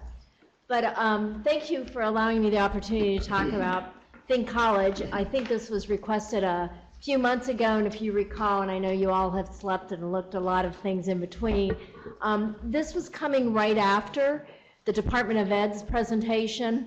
And if you call that task force, it was First Steps, and then DOE, and then it was going to be the Think College. And I want to point that out because it's a nice alignment of systems. And I think it's really important as you all are doing your work that you think about aligning those First Steps, DOE, and adult systems so that we all have similar outcomes. So I'm going to begin with this Think College and where we all began. This is about options, and we continue to try innovative ways to promote employment outcomes for individuals. We know that many schools do individual transition services that really focus on employment outcomes. You've heard mention of Project Search, which we have 10 sites across the state with our partnership with vocational rehabilitation. It's an embedded model where young adults in their last year of high school, usually the 20 to 21-year-olds, are immersed in a business, and they spend that last year. You mentioned the government center here. We also have hospitals and banks and other placement. The one in Bloomington is between Cook Medical and Ivy Tech. The school to work model is a model that we're finishing up a 5-year research study where we've embedded a provider in the schools to serve as that liaison and to help with making the connections for the family and most importantly vocational rehabilitation and the providers. And what we've learned in the 4 years of implementation is those outcomes are much stronger because there has been a career coach in those schools helping the families with that process. And we know that that's important for all kids. And then the last one is our transition and post-secondary programs for students with intellectual disabilities. And what you'll hear me, the acronym we often use is TIPSIDS. So I just want to give you all a moment because people ask this a lot. There's a difference for all our young adults when they leave high school and go into a post-secondary setting. They're leaving schools under the Individuals with Disabilities Education Act. It is school-driven. There is a free and appropriate public education, and they have to meet their individualized education program. They walk out the door, whether with a diploma or they age out, and they enter into the world of Americans with Disabilities Act and the 504 plans, which is really about access. So when you think about all kids with disabilities going into college, there's no guarantee they're going to get any of those services. They have to be eligible for those services, and that every college is very different of what they offer. You could go to Ball State University, which has a very strong disability services support system, and you can go to a smaller college, and those support services are very different. And so what you get is going to be about the advocacy of that student and being able to request that. So with that said, back in 2008, really 2010 got funded, was this Think College National Coordinating Center. And it was to do demonstration projects for individuals with intellectual disabilities going to college and getting that college experience. So the focus was employment outcomes, but it was really about what happens with our individuals who go to college and practice those social skills, have access to courses, auditing or not, and have those work experiences. Is that another option for them? And so this was passed in 2008 with the Higher Ed Act, and here are the components of the Higher Education Act. Had talked about a comprehensive transition program. It really looked at federal aid, so we have many of our young adults getting some federal aid as they are participating in higher ed experiences, as well as making sure that they collect the data to say, how are they doing? They've been working the last couple years around accreditation standards and credentials. Credentials is the big focus right now with the Department of Labor, so that our young adults could leave the higher ed not being able to get a degree possibly, because remember the degree granting programs, there is no such thing as modifications, so that they are really looking at what is a credential we can give a young adult if they go through certain courses and have certain experiences, maybe in early childhood or maybe in other kind of assistance, so they come out with that credential. And that is happening nationally now. Some schools are doing a little better with it, but we're not quite there with it yet. This is what it looks like nationally. Indiana has 7 sites. This was the last time they had updated, and so I keep reminding them we have 7. But there are 264 programs across the state, across the country. And that has been huge, and you can see the increase in it. There's more and more of a family request to say, can my child go to college like their siblings? And what does that look like? And again, there's a lot of work that goes on up front with it, and I'll explain our Indiana programs here in a second. But we're seeing more and more of this request, which is really exciting, and we're also seeing the outcomes from it. So from a national perspective, what we have are 2. We have the TIPSIDs that I just mentioned, and that's part of a model demonstration projects that have been funded from Higher Ed, U.S. Department of Ed. And again, there's a lot more programs across the country. However, it's these programs that have to meet a standard, and there's really high standards about inclusive classes, employment focus, and access to other kind of services within that college campus. So in order to be a comprehensive transition program where students and families can get financial aid, 50% of the courses they take must be in inclusive classes. And I say that strongly because across the country we have a lot of programs that have just moved geographical locations. They've picked up their high school program, moved it to a college campus, and then they're saying we're on a college campus, but they're not getting access to the extracurriculars, the programs, the services that college campus offers. And that's what's critical here, is that this is immersed experiences within that college campus. I highlighted this young man only because this picture has gotten a lot of national attention. It has been on the Think College website and for the Council for Exceptional Children's website, and that is here at IUPUI. This is a young man who participated in their Think College, their program at IUPUI, and all of a sudden I happened to be on their website grabbing some data, and there he was. And so Indiana continues to get some national attention as well. So I'm just going to take a minute here to talk a little bit about the Indiana programs. We were part of the cohort group in 2010 with the demonstration projects. 5 of our 7 projects are dual enrollment. In high schools, we talk about dual enrollment, where our high school kids can get college credit while they're still in high school. We call them the dual enrollment because there is a collaborative with the high school and the local college. And we explore that as a sustainability model where the schools are providing the teacher or support staff with so many students who would like to go on to higher ed and have that program there. So 5 of the 7 are a dual enrollment with collaboration with the local school district. So the IUPUI one is a dual enrollment with Indianapolis Public Schools. So that's how that would work. I mentioned we have 7 of them. Each of them have very similar components. And one of the most powerful components is this peer mentoring, where the college students are helping out with those experiences. And as Kim could attest to the Erskine training, when you have college students, it's a lot easier for when a teacher keeps telling a student the inappropriate remarks, or you're getting too close to some of the other students, how you work on those social programs or social skills is so critical. And what's interesting is this actually happened, and it was in Huntington College, where this college student looked at the student and said, "Dude, you're scaring the girls away." And all of a sudden, those social skills started really reducing. So that power of the peers is really, really powerful. They also have to audit classes, or they explore classes. And so a lot of them do audit a lot of classes, but we've had quite a number that have taken classes for credit. The key here, though, is they all have on-site or off-site work experiences, with the ultimate goal is they're getting this college experience, but we want them to be able to leave with employment or shortly thereafter.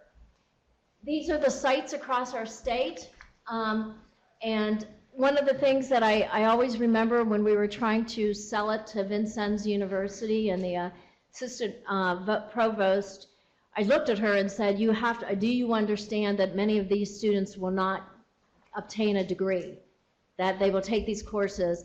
And she looked at me and I said, and so I need to make sure you're good with that. And she said, yes, but can you imagine what their resumes are going to look like afterwards? And that was really powerful for me, because she saw these experiences and these classes that they're taking as resume building activities. And I think that's what's been very powerful for many of these students. Our outcomes as of last, we're not still collecting the outcome data because the grant's over, but all the programs are still operating. We had 138 students participate, 102 completed their programs at the time that the grants were ending. 250 courses were taken for credit, 219 courses were audited, and there was a 60% employment rate as students left. So that was pretty exciting for us in Indiana. The other piece that we also learned is that when we looked at this nationally, and in this chart, this is harder to see, you're not seeing the very top of it. What we know in college right now, that there's a high number of our undergrads who are having to work while they're in college. And so what this graph says is paid employment in college as compared to those without disabilities. And as you can see, each year it got closer and closer, so that our young adults with intellectual disabilities were actually working while taking college classes very similar to those without disabilities. And then finally, this was just a quote from a parent who found the difference in their child pretty astonishing, of the decisions their child had to make that they never would have had those experiences when you're on that college campus.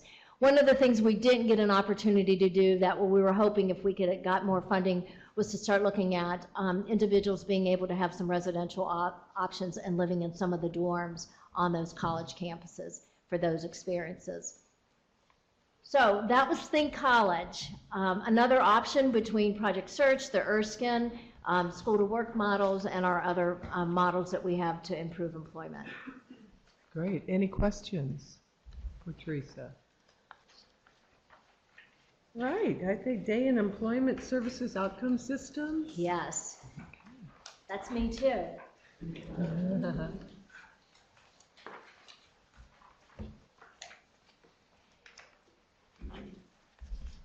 That's good. We could start there. So a little bit of history for those of you who may not have the history of this.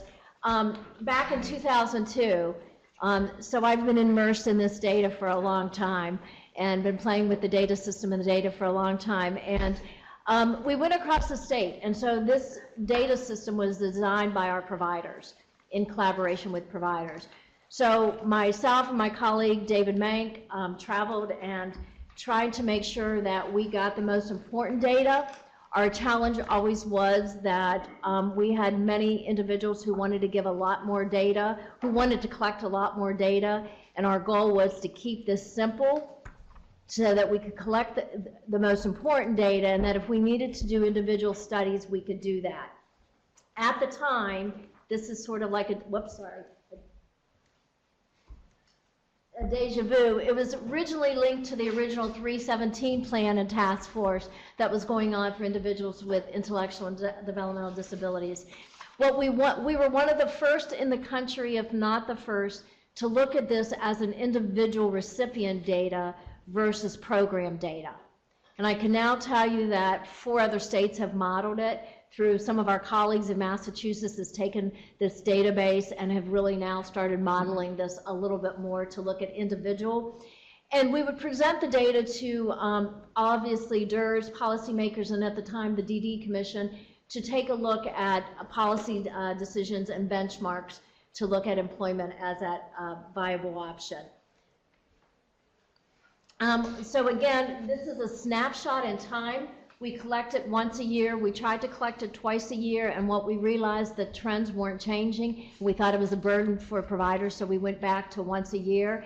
And we're in the midst of collecting data right now, and hopefully it'll be the end of this one at the end of the week, so we'll have the 2018 data.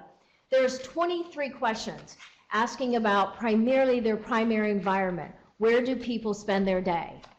And then with that piece, what are those outcomes related to it? And if that primary environment, we have 3 questions related to a secondary environment, because we know that many individuals probably split their time between a employment and a sheltered workshop, or a sheltered workshop and employment, but we wanted to capture those first 2 environments, but primarily that main environment. This is what it looks like as a database. So what I'm going to do is just give some highlights. And there's probably 2 graphs that I think are probably pretty important for you all to look at as you think about this discussion as you move forward with employment.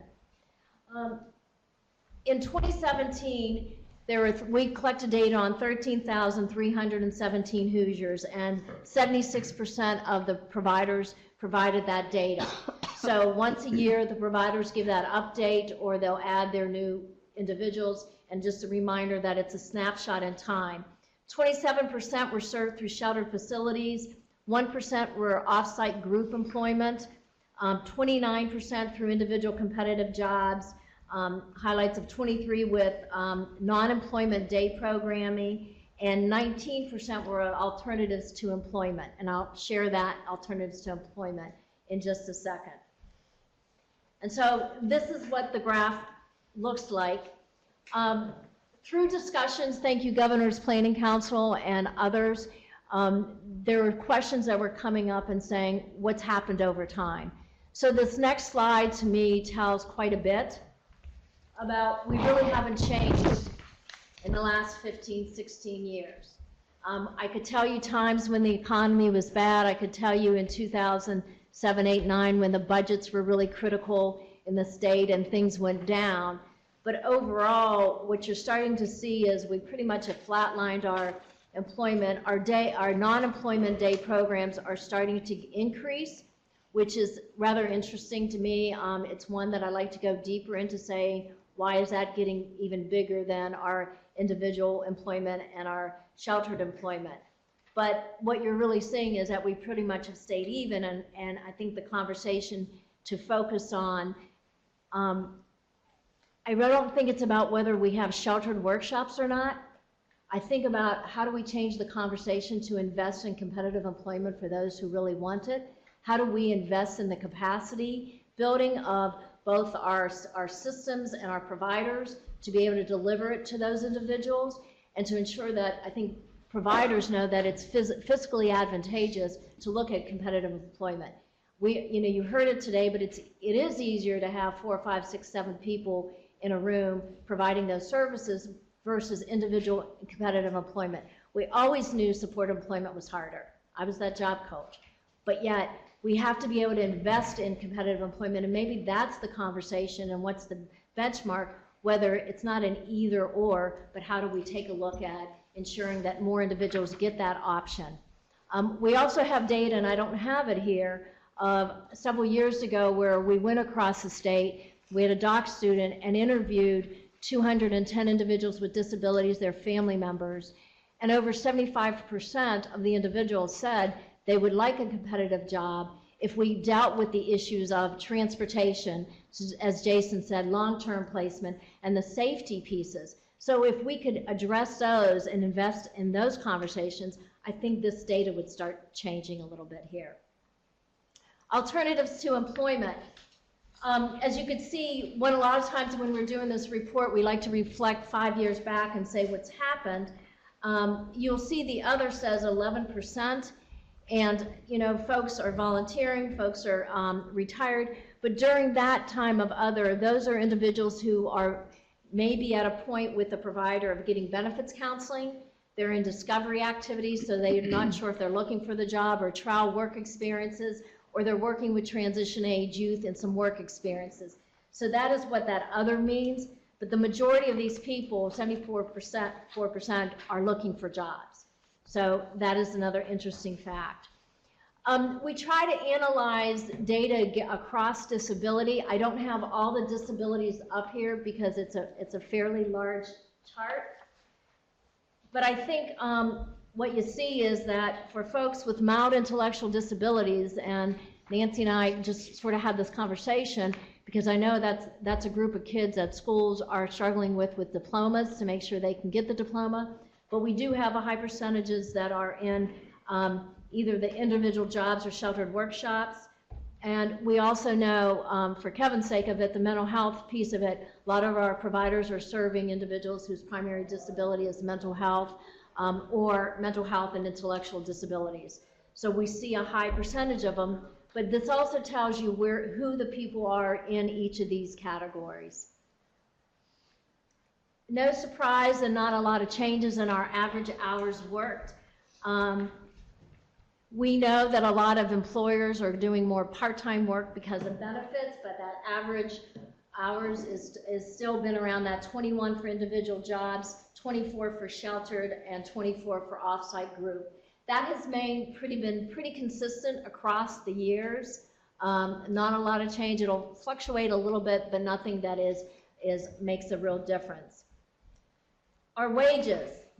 The average wage for individuals in individual jobs is $7.96. We were just doing a new analysis on that, and I think it's a little higher, like $8.25. Self-employed was $4.83. Sheltered work was $2.79, and off-site group is $6.22. We know that wages are an issue, but we know that wages are an issue for a lot of people in part-time work across the state. This next slide, I think, sums up a lot of the work or the conversations about aligning systems. And this is the first time we really took a look at age groups. And if you could see that the majority of our transition age youth, our 18 to 29-year-olds, are in individual jobs.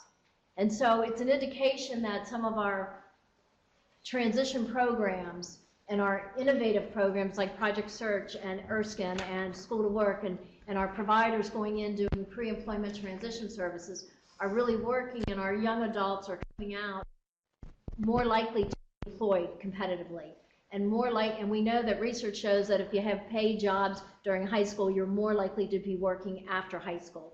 So it's a group that I worry about, because as you look over time, in both sheltered and unemployment, as the age group goes higher, they're more likely to be in those services. And that, I think my statement is, it's not about having maybe the distraction of sheltered workshop or not, or competitive employment is distracting from the real work, and maybe focusing on our young adults of 18 to 40 that really are already working, and how do we ensure that that career pathway continues on.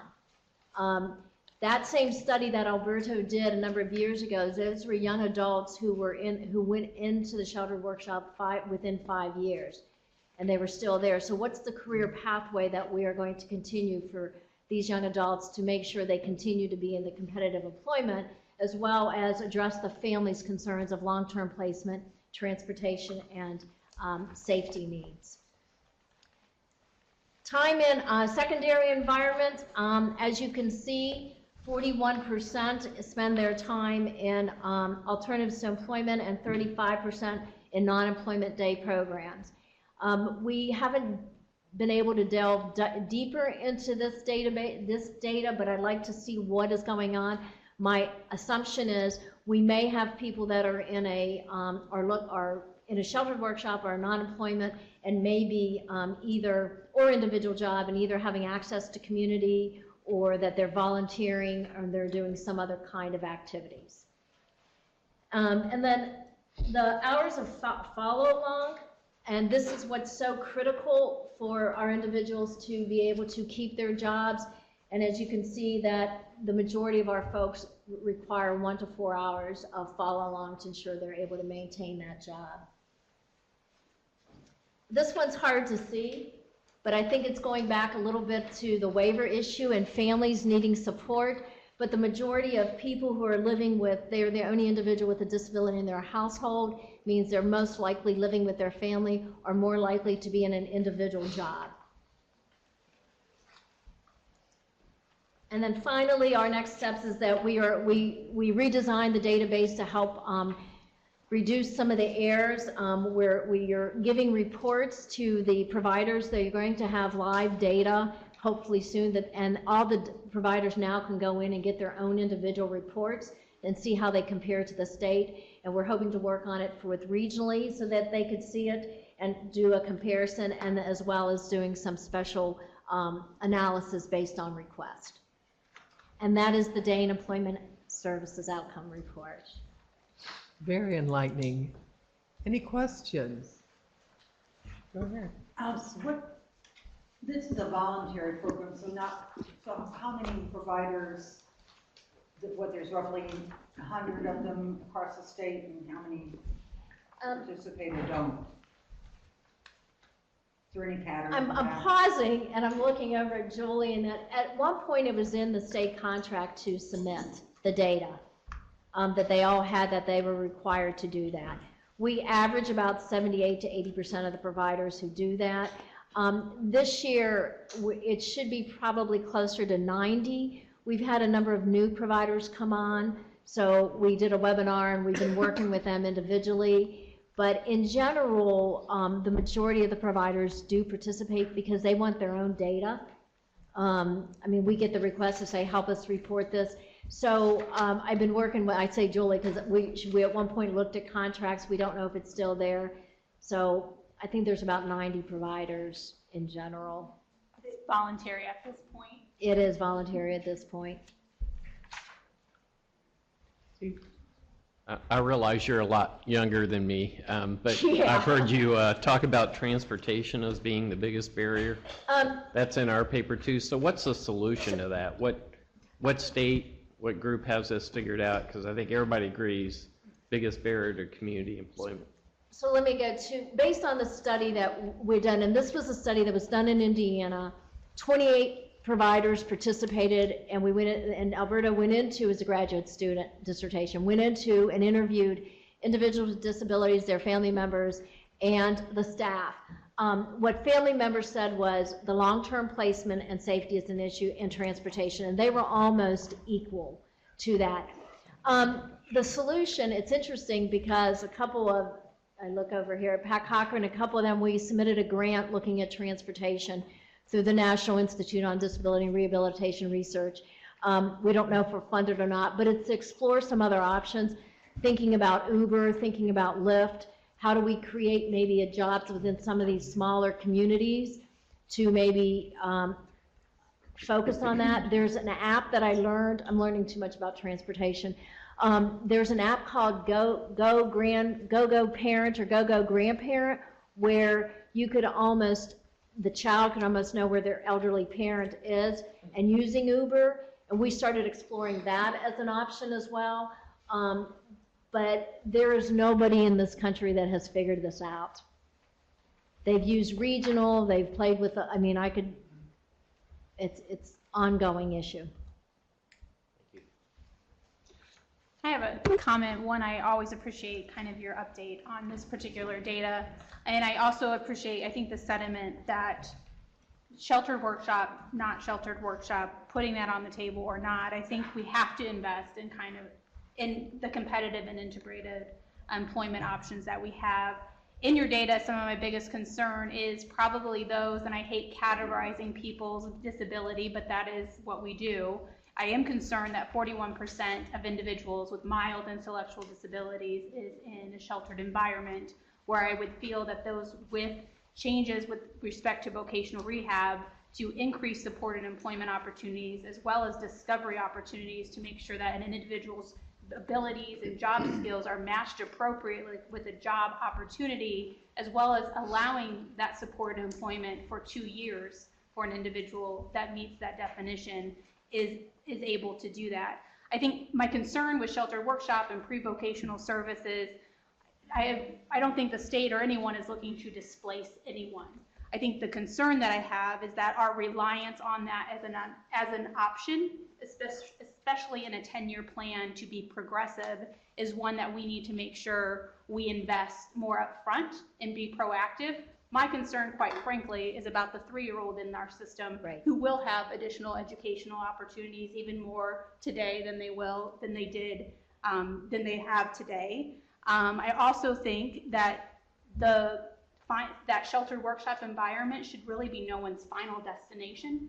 It shouldn't be the end be all, and that if we truly look at the spirit and intent of some of those pre-vocational services, whether they're through a funding of vocational rehabilitation, transition services through special education, any other workforce development opportunities and programs, or pre-voc, I think we need to make sure that that is more of an acute short-term ability for job training, and that just because someone fails once, right, doesn't mean they can't go further and find other career or job opportunities.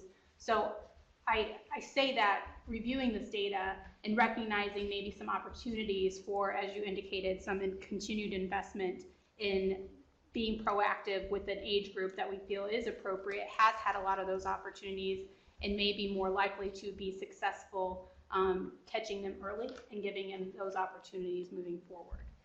Kylie, I agree, and I think the key term there is career pathway. How do we make sure that everyone stays on a pathway and have those opportunities to make an informed choice? And the way our transition age youth are doing that, because they're having lots of different experiences, being able to say what they like and don't like.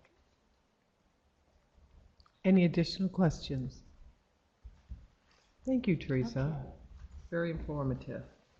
Now we have Erin Likens, excuse me, who's a self-advocate and an author, Finding Kansas, Living and Decoding Asperger's Syndrome. Welcome.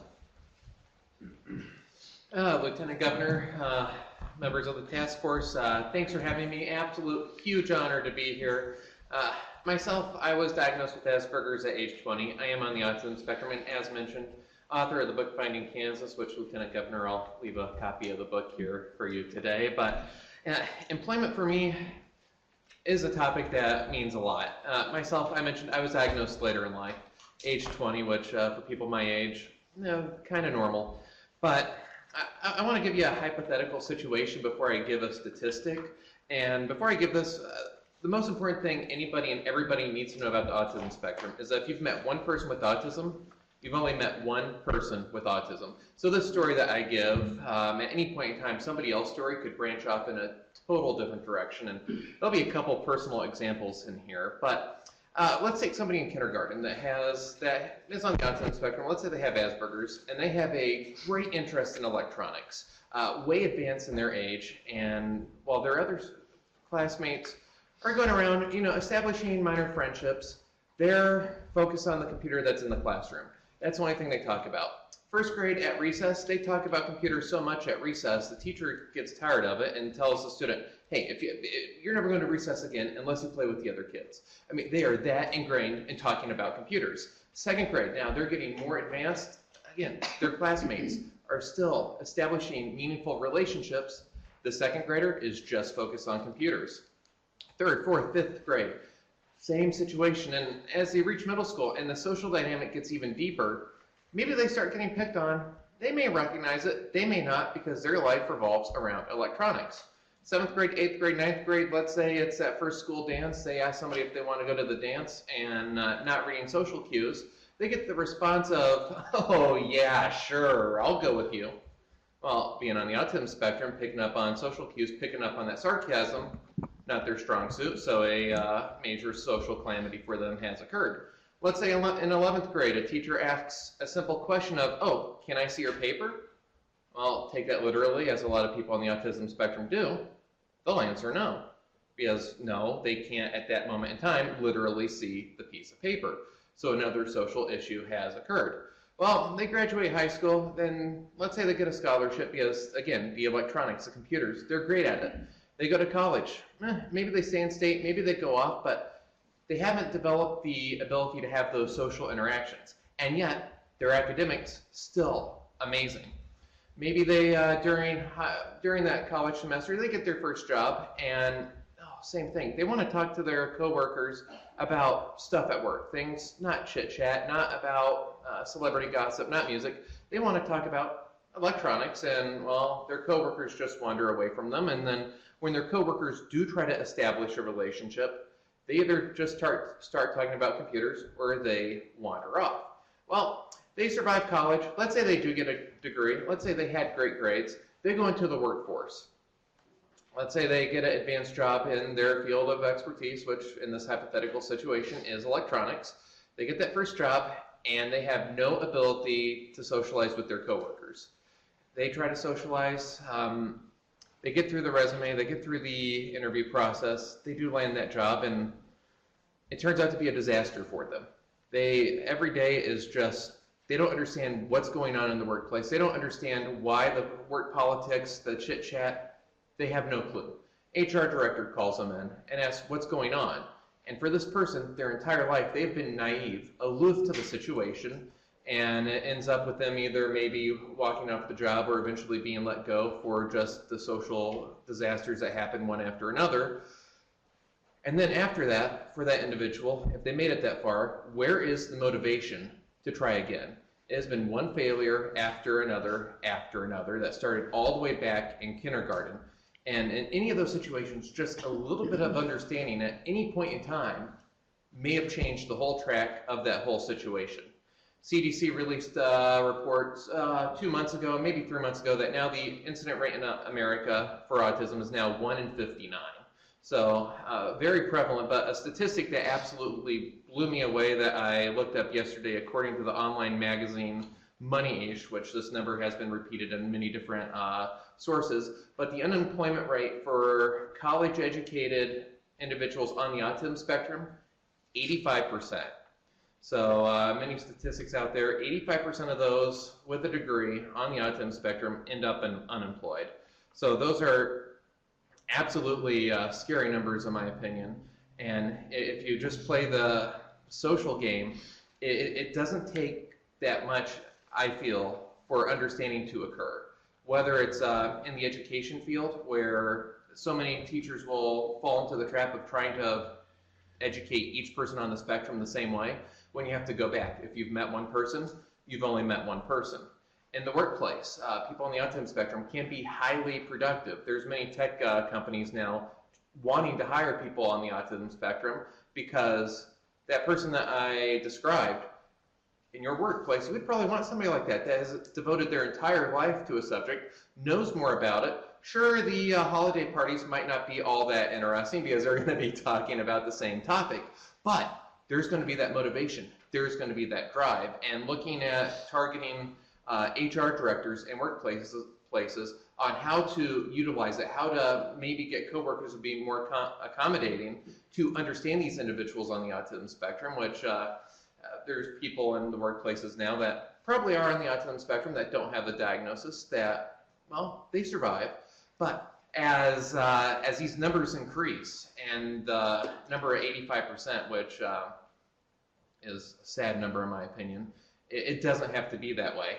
Myself, employment, I said it was a big honor to be here. A little about myself. This is my 941st presentation. I can't believe it. I'm really shy, really quiet. I know you're not believing me when I say that right now. Trust me, I am, but I have no idea how this happened. I really don't. I'm a regular presenter at Quantico for the FBI National Academy. I do lots of law enforcement trainings, training to educators, student bodies.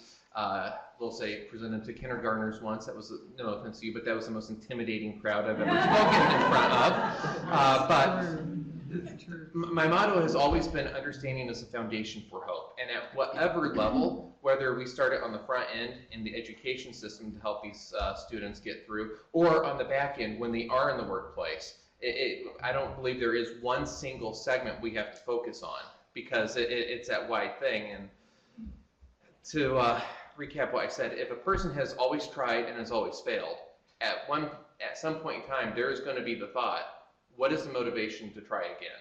I've tried, I failed. I've tried, I failed. Where's the motivation? So it's trying to avoid that fail set mindset, which can happen at any point in that hypothetical story, that I feel can make a huge difference. Great, well, thank you. So what's your recommendation on how to face it, how to deal with that challenge? This task force, what would you suggest we consider? Ooh, wide open question. What would I suggest?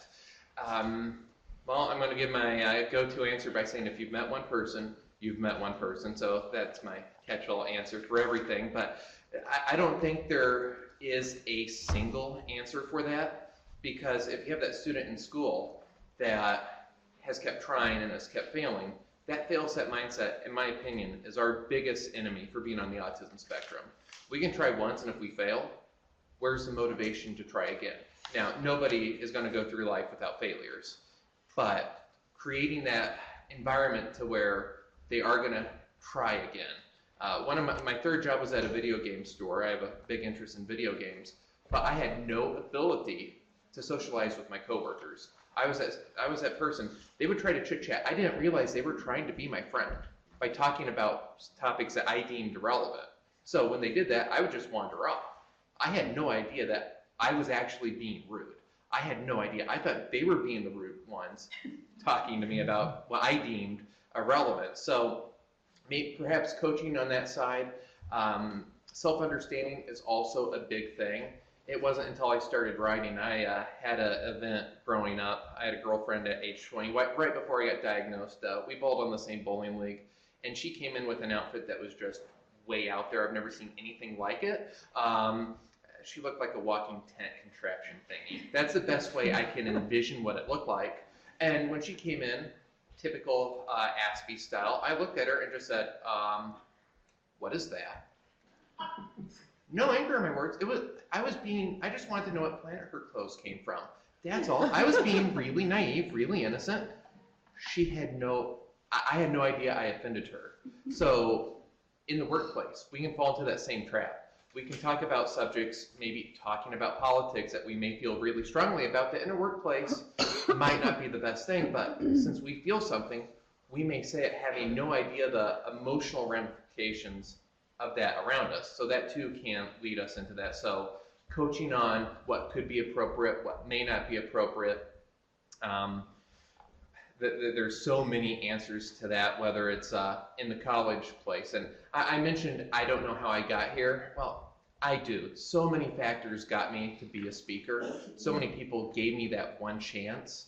And the person that got me my first presentation, I'll be eternally grateful for them, because I wish you could have seen my first presentation. It was horrible. Think of the driest, boringest, most stagnant presentation you've ever imagined. That was me. But they invited me back a second time, third time, and through practice, here I am. A lot of people on the autism spectrum just need that chance. That little bit of confidence is going to be huge. Now, here's the tough part. If you've met one person, you've met one person. You just can't feed a person confidence. You can't just give that person a chance, because each person's chance is going to be different. But take that hypothetical story. There is so much human potential for each person on the autism spectrum, whether it's just an entry-level job or something that's going to be really advanced, that's going to be something perhaps in Silicon Valley that's going to change the world. There is so much human potential, but if they don't make it through that college, don't make it through those first jobs, that potential that could be revolutionary for our world may never be realized. Thank you. Any questions? Thank you, Aaron. Once again, huge honor. Thank you. Appreciate you being here. Again, if you need to take a break, please feel free. We're going to continue on. Vocational Rehabilitation, Teresa Colzar, Director, Bureau of Rehabilitative Services. Welcome. Hi, good morning. I guess it's afternoon now. Yeah. And I'm going to skip ahead and skip around here a little bit to make up for some time. So hopefully everyone has the PowerPoint. If I don't touch on something today, you do have that information. Just one thing quickly on this slide for those who may not be familiar with vocational rehabilitation services. What we do is, quite simply, we assist individuals with a variety of disabilities to prepare for, to obtain, to maintain, to regain, and to advance in competitive integrated employment. The services that we provide are about the broadest in scope that you might find in state governments and range from assistance with employment services, including supported employment for those with the most significant disabilities, rehabilitation technology, services and devices that may assist an individual with accommodation needs. This could be anything as extensive as modifications of a home or a vehicle to an adaptive technology device. Vocational counseling and guidance to help individuals identify an appropriate career pathway and job based on those interests, those skills, those abilities, those preferences. Physical and mental restoration services, such as assistance with mobility devices, benefits counseling to help individuals understand what it may mean for any benefits or public assistance they might be receiving if they start bringing home a paycheck or increasing their wages. A variety of different types of training, whether it's a very short-term training program to learn a computer programming or a graduate degree. Job placement, and again, a wide range of other services. I'm going to skip through this slide. This just gives you very high level the eligibility requirements for the VR program. There are federal eligibility requirements. And then I'm going to very, very quickly go through the data. Again, you have the slide so you can look at the specific numbers. I do just want to point out on this slide that the totals that you see here only include individuals who are actively receiving services under a service plan, or those who have been deferred for services, which I'll talk about what that means. These counts do not include an additional several thousand individuals that are somewhere in the application and eligibility determination process. And this just compares the first half of federal fiscal year 18 with that same time period in the prior year. Again, very quickly, I'm not going to go through all of this data here. There is just a simple pie chart here that breaks down the, by large disability category, the individuals that we serve in VR. You will note that about a third of individuals, eligible individuals served in the VR program, or individuals eligible for the VR program, are those with what our system defines as a cognitive disability, which is closely aligned with those with intellectual and developmental disabilities. And you can see the other breakdown. Mental health is 27%, followed by those with physical disabilities at 20%. And again, you can see the additional data here, but those are the three largest groups of individuals that we serve. Services provided through Voc Rehab are individualized, and they are delivered through about 275 VR staff, 170 of which are VR counselors, hundreds of different types of vendors, from medical professionals to training institutions to rehabilitative technology specialists and so on, and 90 employment service providers. I mentioned that VR services help individuals not only get employment, but also maintain employment or prepare for employment or even advance in employment if they are underemployed. People come to VR for a variety of reasons. I could talk all day, I will not, about the different scenarios and situations that folks are in when they come in the VR door. Just a few common examples would be maybe that young person just out of college, or that person in their 20s who's just starting employment, looking for their first job and isn't really sure what is a good fit for them, to that individual who is now middle-aged and has been injured through whatever has happened in their life, a fall, an accident, and needs some kind of help to return to their work, or maybe because of now their impairment, they're no longer able to do construction or do whatever that work is, and they've come to us for some retraining to help them with a new job. Or someone who's been employed for many, many years and relies heavily on assistive technology and has come to VR because there's been some change in their employment, maybe a new computer system, and they need some assistance with us to get an update on some low vision software or some assistive technology, because assistive technology changes very, very rapidly and often becomes outdated for someone. So those are just a few examples of individuals that may come into the VR program seeking services tied to ultimately, again, preparing for employment, getting a job, or maintaining a job. Employment services is a decent chunk of the different types of services that we provide in terms of the number of individuals who receive employment services and the spend on employment services. In 2015, there were some very significant revisions to the way employment services are funded and the expectations around employment services in Indiana Voc Rehab, and we made those changes in close partnership with many stakeholders to achieve the following. And one, a huge key piece we were trying to achieve is to move away from the former system, which offered more of a one-size-fits-all approach. Worked great for some of the folks we serve, not so well for other individuals we serve. And to have a system that was more flexible, more consumer-centric, more individualized, and really more responsive to all of the individuals that we serve that need employment services, including and with a special focus on those with the most significant disabilities. Also, we wanted to achieve a refocus on discovery. We seem to incentivize rapid placement, rapid closure in the old model. For some individuals, that was great. For others, again, not so much. We needed to revisit with individuals what all of the career options were for them, not just put them in the easiest job or the job that happened to be available. If they came in and said, I want to, as using an earlier example, bag groceries at Meijer, sometimes I think we just took that at face value and didn't really dig a little bit deeper to uncover why is it that they're saying they want to work as a bagger? Is that what they really want to do? If so, that's great. Or is that what a teacher said they should do? Is that what they see in their community as their one option? It is our responsibility to make sure individuals get that upfront necessary discovery process to learn about their interests, their strengths, their preferences, their work styles, their work conditions, and the opportunities that are available to them. This is going to be important in putting people more on a career pathway than just into a job. Another important component here was increasing access and funding for supported employment services. These are services specifically provided to those with the most significant disabilities to help make sure they have the supports that they need to become as independent as they can once they do obtain that job. Funding was also shifted to be more available and more accessible for supported employment services.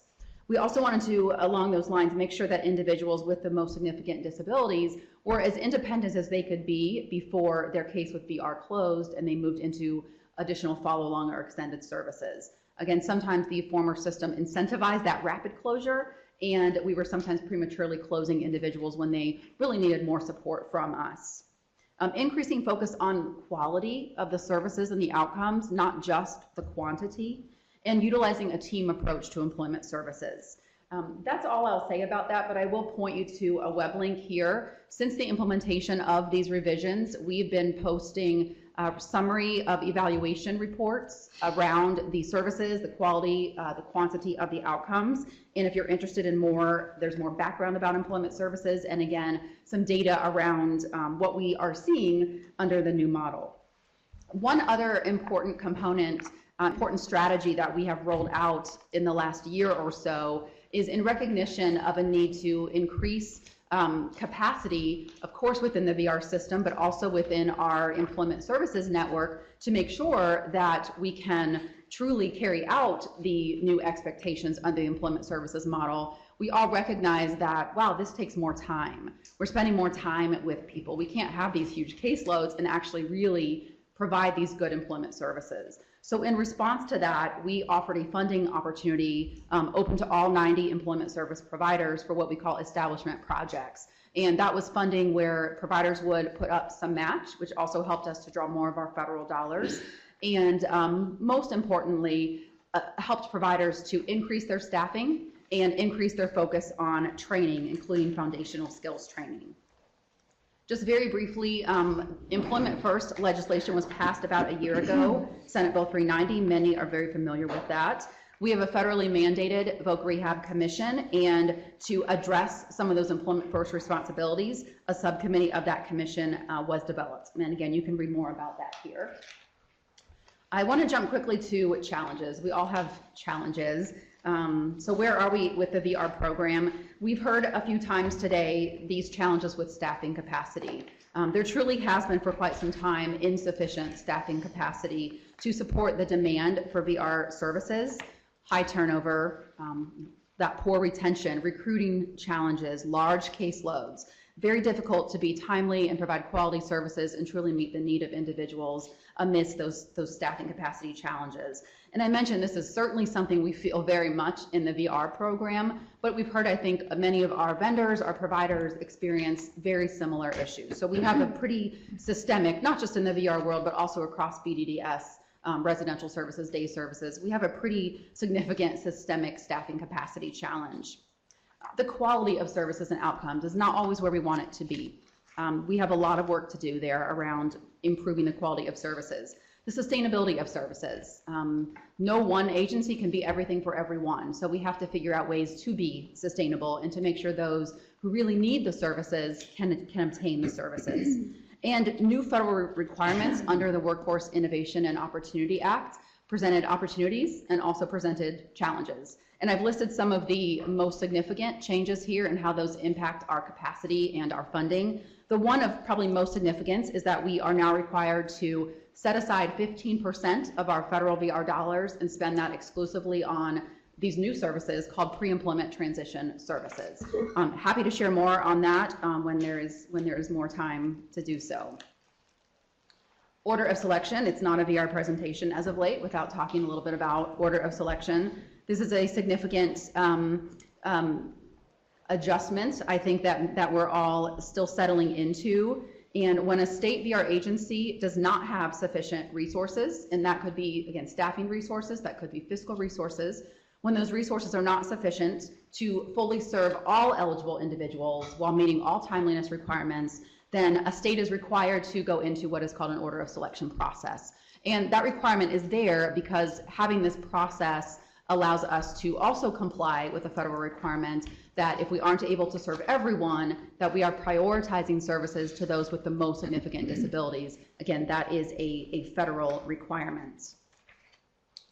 Order of selection was implemented August 1st, so we are approaching a year here at the end of the month. Again, individuals in what we call priority category 1, or those with the most significant disabilities, are prioritized. They are receiving services. Other individuals are deferred until sufficient resources become available. For those who are deferred, we are sharing a variety of different resources with those individuals in terms of other organizations at the local level, state level, that may be able to assist them in whatever they came into the VR door for. We actually have a web page on our website dedicated to resources that we are sharing with individuals, including individual local resource guides that we provide to individuals. A little bit of data around order of selection. Since August 1, we have identified that 70%, so the majority, 70% of eligible individuals do meet the criteria for that priority category 1 or most significant disability and are being served. Just as a side note, everyone who is already receiving services as of August 1, regardless of their severity category or priority category, continue to receive services. So we can still continue to serve those who've been with us for a year, 2 years, 3 years, 10 years, 12 years. They were not impacted by the order of selection.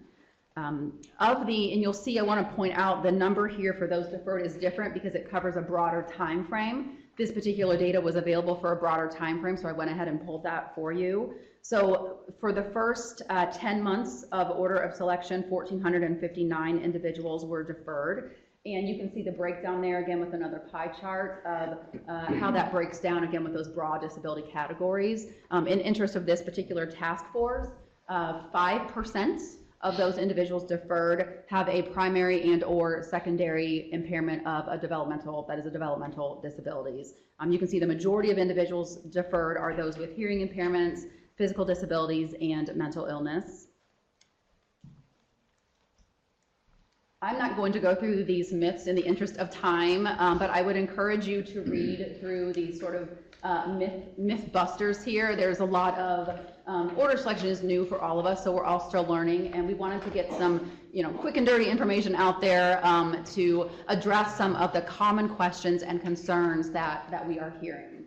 I do want to end with the vision for vocational rehabilitation because that has a very significant tie-in here to these systemic capacity challenges, to order of selection, and to these things that I'm sharing with you today. So the vision for the vocational rehabilitation program is that we have a high-quality program that is equitable, it's fair, right? I will never say it'll be consistent because it's so individualized and we're dealing with people, but it should be fair and equitable.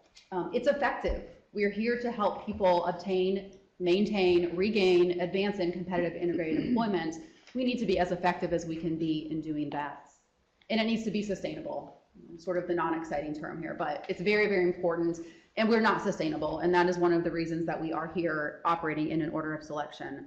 There's probably hundreds of factors and strategies that need to be identified and employed to get to this vision. I see right now there are 5 very critical factors, and one of those I've mentioned is adequate staff capacity. In my mind, that doesn't just mean a bunch more staff.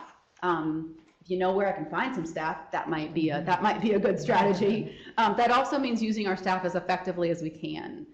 That means addressing that high turnover issue. What can we do? How can we make this a better place to be for individuals? And we've implemented a number of strategies to that and have seen some great strides here. This also means adequate fiscal resources. And again, while funding is an important piece here, it's not a fix-all solution. So this isn't just about more funding. Again, that's helpful. This is about using our resources as effectively as we can. And this is directly tied, going clockwise here, to the next 2 items: one pathway to employment and blending of resources. VR should only be one option, one path to employment for people with disabilities, not the pathway. You have a disability, you go here to VR. That's not sustainable. We need to make sure there are a variety of pathways for individuals, for job seekers with disabilities, just as there are a variety of pathways for people who do not have disabilities who are seeking employment. And we also need to do a better job blending our resources and really honing in on VR as kind of a gap filler, if you will. Where's that niche that we're filling? There are several services that are provided in VR that are pretty unique, probably not readily available elsewhere. But there's also services we provide that, honestly, we're just paying the bill. And they are readily available in other places. So we need to do a better job working with those other partners and blending those resources so that we can all stretch our dollars further. And more importantly, that individuals get the best services that they can. We may not be the best at helping that engineer find that job. That's not necessarily what our employment service staff, what our counselors are great at, to be honest. But that person that needs supported employment, yes, bring them to VR. That person that needs a highly specialized assistive technology, that's where we're that gap filler. And then finally, robust training and skill development. Nothing else happens if we don't have adequately trained staff. We are pretty blessed in Indiana with a lot of training opportunities, but most of them are more classroom-based, theory-based, lots of web-based training. We need to somehow blend that with more hands-on foundational skills training. I hope that was quick enough. Thank you. Great, thank you. How do you all, do what Erin suggested and be able to have your staff, prepared to help those individuals on autism spectrum? I mean, how well do they understand and know, how to communicate with them and help them seek the right employment? Sure.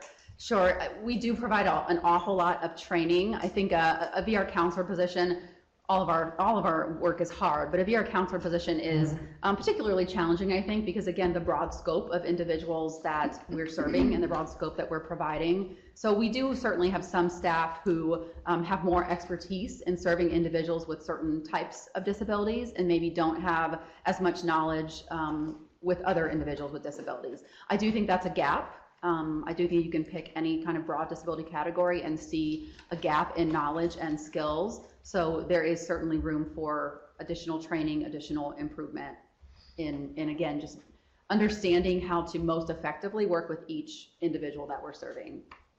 Thank you. Any questions?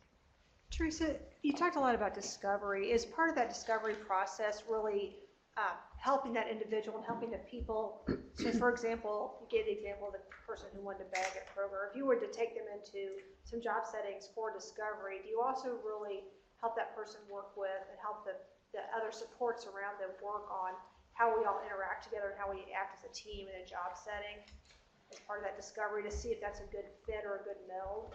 Yes, the discovery, what we call discovery process, should be a very individualized process based on each participant's need, and it should look different. It may look vastly different from one individual to the next. In my mind, we should learn as much as we can about the individual during the discovery process. Not only what type of job is going to be a good fit, or how do we get you started on a career pathway, but yes, who's your support system, and what are those natural supports, and what's your learning style? How can I best support you when you do obtain that job? And again, what are those resources? And thinking about using those supports, those natural supports on the front ends, and building that in rather than an afterthought. I have a question. From someone who just came from the field 3 weeks ago, the mental illness, the mental health is huge in public schools. And on your chart, you have 30%. I'm curious, when you get those folks in, are you requiring them to have a DSM diagnosis? Because public school, we don't diagnose mental illness. It's not one of our disabilities. It could fall under ED, but for them to walk into your shop, what do they need to say, I have mental illness? And if that's happening, is it being shared with schools and parents that young adults with mental illness can get support through voc rehab? Yes, I think we've done a lot of education and sort of re-education about vocational rehabilitation and the individuals that we serve. And we always want to encourage anyone, especially those with significant disabilities, to apply for VR services. For our eligibility, we need just a documented impairment, a documented physical or mental impairment. And then in working with the individual and understanding how that disability impacts them, particularly in terms of employment as the ultimate outcome, we are gaining information around that substantial impediment to employment. And again, there's a whole long process. I don't want to get too far into today around eligibility and severity, but generally a documented impairment by a qualified professional. Okay. Yes, that's vague. Okay, thank you. Any additional questions? Do you know how many people are currently receiving supported employment services through VR? I don't have that number with me. I don't think it's as many as should be, to be honest. I think even though we've modified the employment service model and made funding available specifically for supported employment, I think largely because of some of these capacity challenges, it's still underutilized, and there are still individuals who may not be receiving it or may not be receiving it to the extent that's necessary. And to be honest, it's also a culture shift for all of us as well. We were in a system for so long that kind of lost some focus around those supports, and now we're trying to regain focus on that. Yeah, I've seen some older data that shows that the number of dollars devoted to supported employment has literally been cut in half over the last, from the 2009 through 2014. So I just wondered if it improved. I don't have that data with me, but we are definitely, that's an initiative to increase the utilization of supported employment. Yes. To add to that, Christine, I think part of in the shift of our employment service model when it came to understanding of the need to serve those with more significant disabilities for supported employment with the Workforce Innovation Opportunity Act, expanding that supported employment duration for 2 years and can be extended if possible. So let's just in the realm of the IDD population that we're talking about today, and we're also previously talked about the capacity of utilization of someone's CAP waiver. So if vocational rehabilitation were able to support that person through the community rehab provider for supported employment potentially for 2 years, in some ways they have also then the family supports waiver. They would not have to necessarily tap into employment or extended services options through their waiver because VR is still able to support them. So I think there is some nuances that, as to Teresa's point, as a cultural shift, is we need to get back to we are on order of selection. That also gives an opportunity for those individuals with the most significant disabilities to have the appropriate duration of staffing levels and job coaches and attention and team meetings to truly be collaborative, to not just put them in a job and say, hey, 90 days, couple months, we think they're good, and then leave. Really figuring out what are those supports and needing and making sure that it is sustainable for them to be successful. And also, I think as Melody Cooper pointed out, it's not just a job, that we are really looking at wanting to identify what is a career opportunity for these individuals. Yeah, this may be their first, second, third, fifth job, but you know, they really like customer service. They're really good at that. So how do we make sure that there maybe is some future career opportunities as well for them to grow and step back into maybe VR services to get that advancement opportunity. Any additional questions? Thank you, Teresa. Thank you. We'll move into some white papers. These will be presentations, and we will start. And if the presenters can kind of focus on the recommendation and then make comments from there, and let's have some discussion. We'll start with support for driverless auto legislation white paper, and Clinton Bolzer is the division president of Bridges. He's presenting on behalf of Jonathan Burleson. Well, thank you, Lieutenant Governor, and thank you to the 1102 Task Force Committee for allowing me to come and present on John's behalf. This is the first of 2 topics that you'll hear from me. And as Lieutenant Governor stated, the first one is the support for driverless automobile legislation. Let me just start off by reading to you the recommendation from John.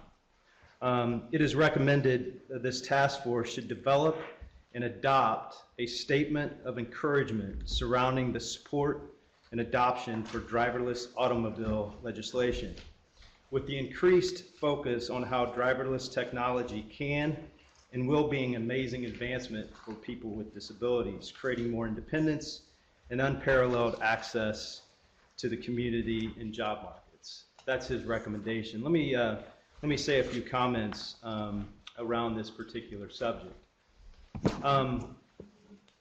Some would sit in this room and say this is a pipe dream, or that it may never happen. I'll say the opposite. It's definitely not a pipe dream, and if you would do research in regards to the particular subjects, it might be coming faster than we think. But if we just look practical around our own lives, the bottom line is we could spend 5 or 10 minutes as a group, which we won't do because of time, but we could come up with a pretty good list of how technology has impacted our own lives over the last 10 years. We could also have that same discussion about how it's created chaos too in our own lives, but that's another topic. But let's look at the federal government in regards to driverless technology. Just in the past 5 years, they've really ramped up their discussions around this topic. Back in 2013, very cautious around their discussions of driverless technology and driverless automobiles. But in 2016, there was actually $4 billion put in the federal budget for driverless car technology and research over a 10-year period. And then just over the past year to year and a half, there's actually been federal legislation that has gained bipartisan support specifically with the AV START Act, which is the American Vision for Safe Transportation through Advancement of Revolutionary Technologies Act, and then the Self-Drive Act. Let's look at our own industry. Anchor, which many of you are probably familiar with, but a national trade association representing over 1,400 community providers, many in Indiana. NRF is very involved in that particular trade association. They're working closely with a Coalition for Future Mobility, which seeks to advance driverless automobiles. A press release, which I think that you have in your packet, actually came out in March from Anchor and this coalition that really is urging and working with the legislative part of the federal government to pass the legislation that I referenced above. And then we have to take a look at our own state. Just this last week in the Indiana Business Journal, and it was also featured on Inside Indiana Business in their tech segment, Purdue University will play a key role in a nationwide joint research partnership.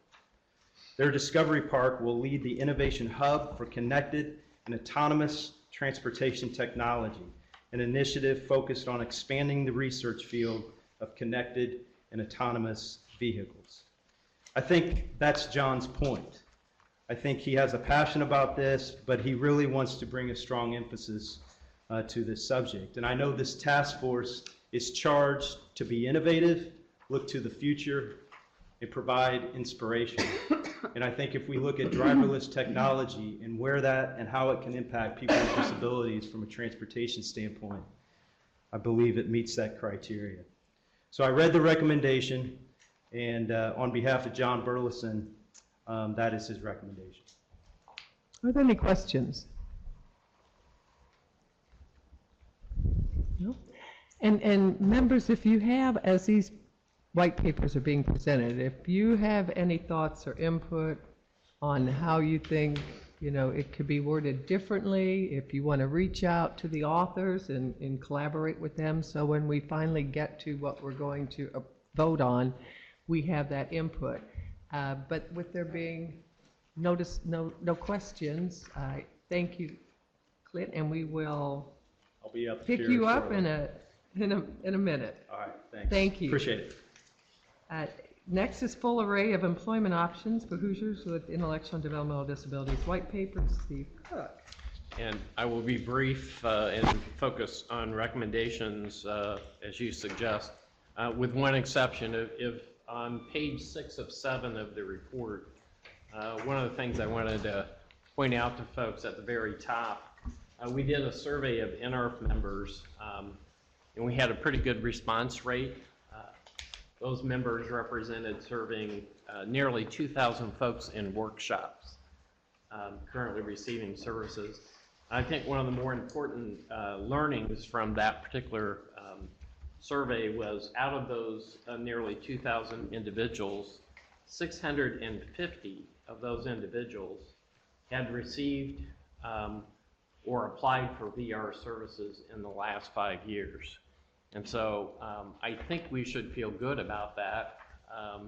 Workshops are not trying to hold on to folks inside the work settings if the individual chooses to pursue voc rehab. I think that's a very good sign that folks are regularly being referred to voc rehab. As far as the recommendations go, the first one is to maintain a full array of employment options for folks with intellectual disabilities. I think we've had several speakers talk about that today. Dr. Grassi mentioned let's focus on community integrated employment while not necessarily focusing on eliminate workshops. Choice is really important for individuals. This is a generational issue. Younger folks, as Teresa pointed out, go on a much different career path than the individual chose to go on several years ago. So we think it's very important to the overall service delivery system to maintain a full array of options. Our recommendation 2 is one that we'll take on as a trade association. The state is not currently leveraging all the available federal dollars for the vocational rehabilitation program. They could leverage the full amount if the state would appropriate $3 million more in state funds. That's an 80% match. It's probably one of the best deals going from the federal government. So as Teresa mentioned in her presentation, having appropriate and available resources is an important part of the order of selection. We hope to work with the division on an appropriate request for us to go after. It may not be $3 million. It may only be $1 million. But we feel it is appropriate to ask legislators for additional funding so that we can maximize the available federal funding. Here's one of your waiver recommendations. I guess we're previewing that. So the waiver needs more flexibility in supporting people in employment situations. In our paper, we give an example. I believe it's workplace assistance doesn't include behavioral supports, and we know that behavioral supports can be a particular challenge for people maintaining community employment. So that's an example of let's broaden those waiver service definitions and help support people in employment situations. We feel it's very important for us to have a plan to eventually serve all of the categories of people who apply to voc rehab. I don't remember the exact number, but I think it's about 1,200 folks who've been deferred for voc rehab services. We agree that Indiana should be a state that works for everyone, and we hope that there can be a plan put together. We realize that's not going to happen overnight, so we're saying let's put a plan together and get out of order of selection, or at least be able to serve all the categories by 2022. And the final recommendation is one that's ongoing. Teresa talked about the changes over to the employment service model. She's been a very patient director in making accommodations and making tweaks to that employment services model to make it better. And so we hope to continue that work with her, because we think the more flexibility in that model, the more likely it is that we're going to achieve an increasing competitive integrated employment. So I'd be glad to answer any questions, but in the interest of time, went right to recommendations. And I'm sorry, I read the white paper on Sunday, so I've slept a little bit since then, so I can't recall it all.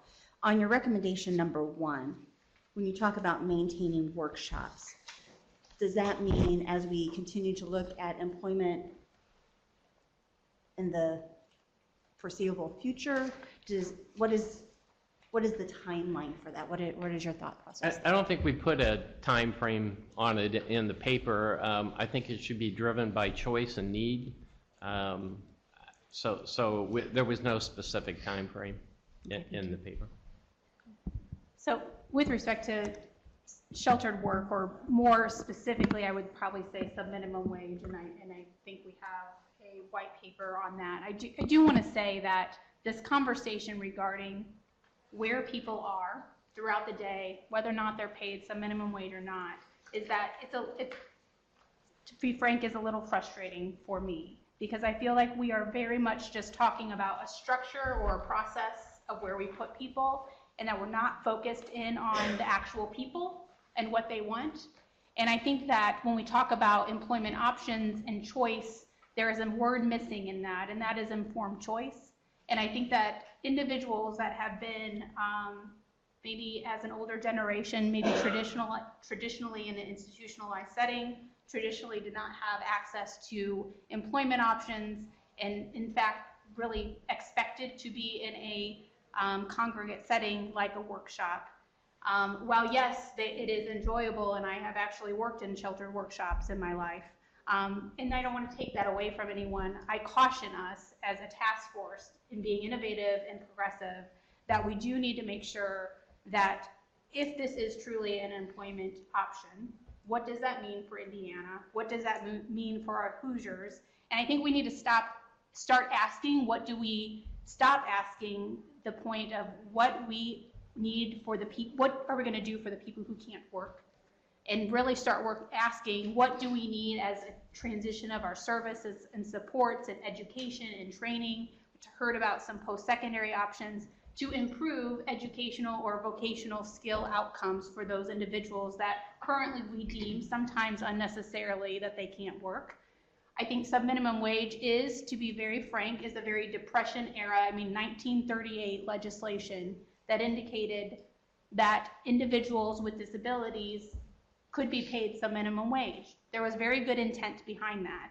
I think I'll also want to make the point that our country has largely left behind that notion that children with disabilities no longer are barred from education. In fact, they are entitled to a free and appropriate education, that lifelong institutionalization no longer is expected or tolerated, and that our assumption of people's inability to learn, counters, contribute to society, and exercising their self-determinations are now really widely rejected.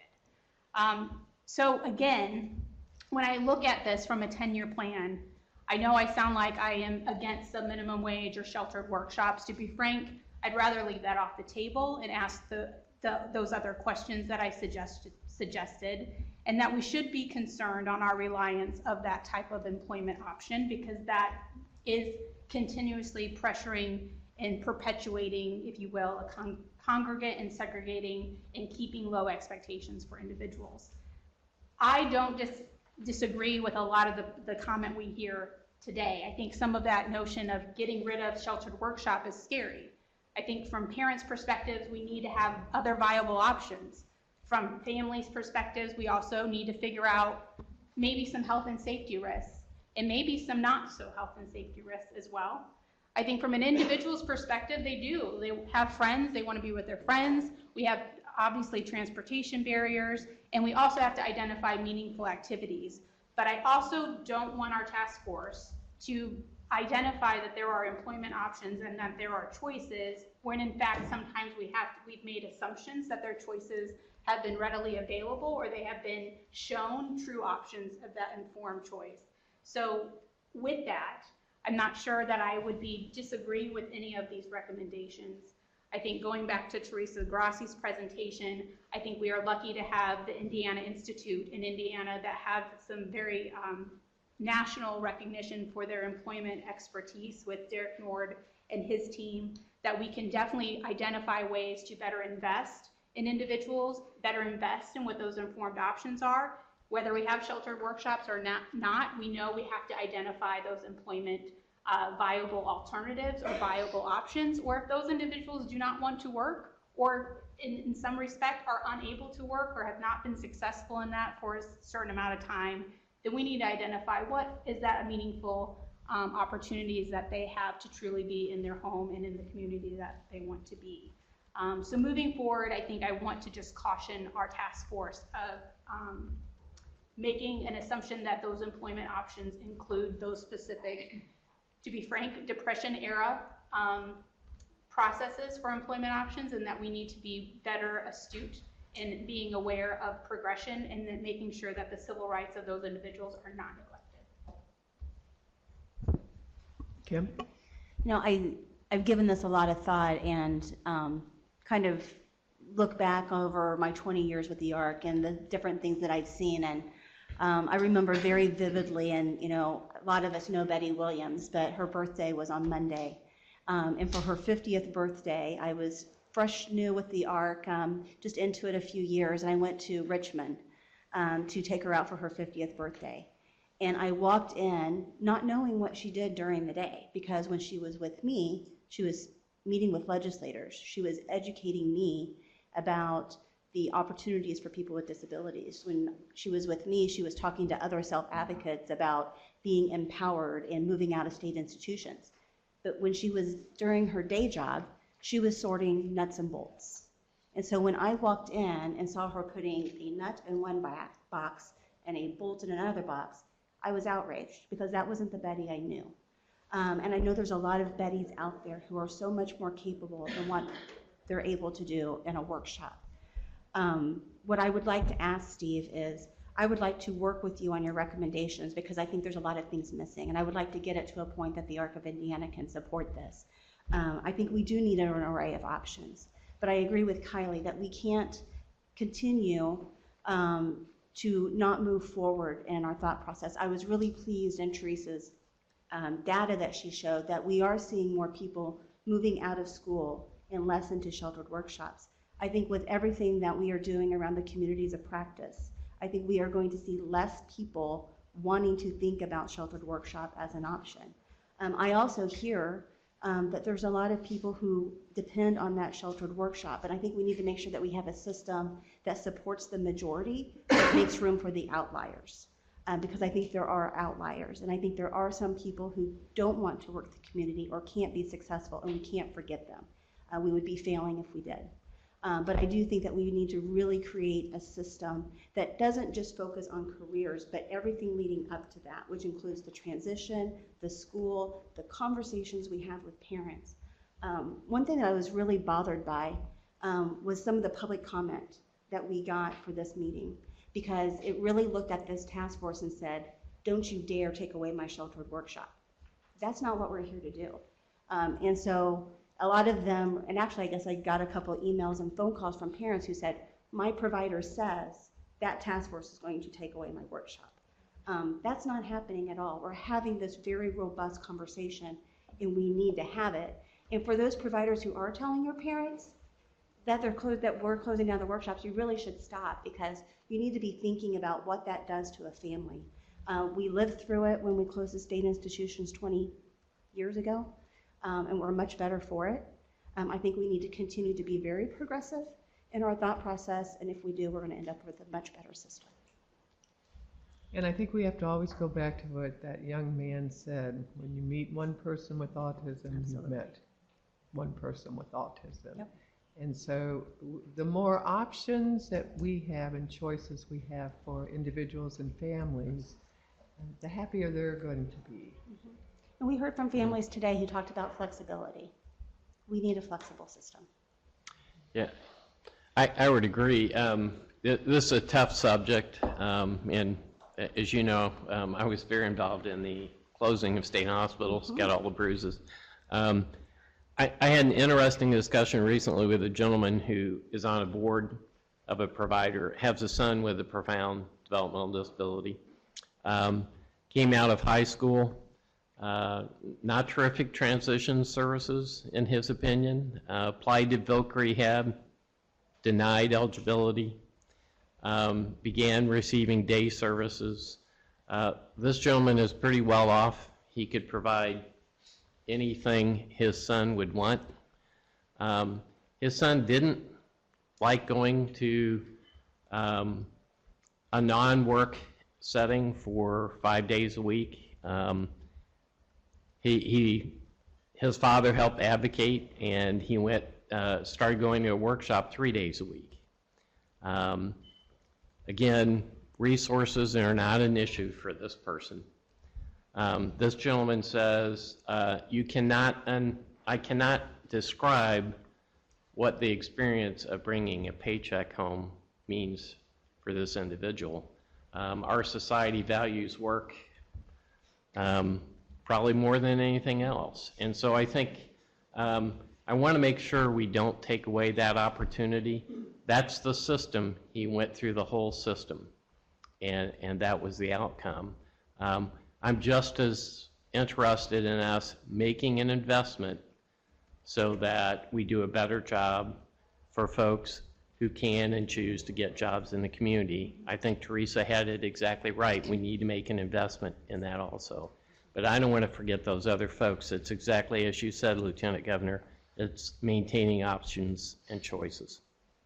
Will you work with Well, she's pretty tough to work with, but you know, yes, of course. I just had a couple of quick thoughts too. Bosma, Goodwill, and there's probably others also. that pay minimum wage or above, including some jobs that you work for at yours, Sean, where they pay $10 an hour at the shelter workshop for certain jobs, right? Didn't you say that when we were talking? Just that one that I do. So it is possible to eliminate sub-minimum wage and still retain the option for people to be in a sheltered workshop environment. And there's still, and then there's another thing that some states are doing, whereas they're bringing, because those jobs are actually, especially in rural areas, very few other jobs exist. They're having some success in bringing just regular people in from the regular community into the workshop so that everybody has a manufacturing job and they all work together. And maybe there's more people with disabilities, like maybe 40%, which isn't, you know, technically ideal if you're looking progressive, but it's still, there's lots of options out there. I don't think we should limit ourselves to keeping what we've got when there's so many possible ways to you know, make things better. And the only other thing I want to say is that often it isn't the person with a disability making the decision about whether they want a community job or a sheltered workshop job. They've either been conditioned from childhood that this is their only options or their whole life is going to be this way. So it's not really a choice because they haven't ever been taught they can do something more expansive. And or they have guardianship, which is the case for a lot of them, and it's really their parents that make the choice, not them. They don't have a choice. They don't have a choice in where they live, they don't have a choice in where they work, or anything else in their lives unless their parents allow them that choice. And to me, that's another issue. I would like to see us take a look at guardianship alternatives, and I'd be happy to put something together for that, at least just some, there's a lot of, Kim's got some information, the Indiana Disability Rights is working on stuff like alternatives to guardianship, so you don't take people's rights completely away from them so they don't have a choice, because if they don't have a choice, they're not going to be able to make any choices. Does that make sense? Mm-hmm. Mm-hmm. And I know, do you remember the woman who stood up, Kelsey? Are you still here? She's the head of Self Advocates of Indiana, and she was talking about going to college and having 3 jobs and whatever. She's under guardianship. Her parents have full guardianship over her. Why?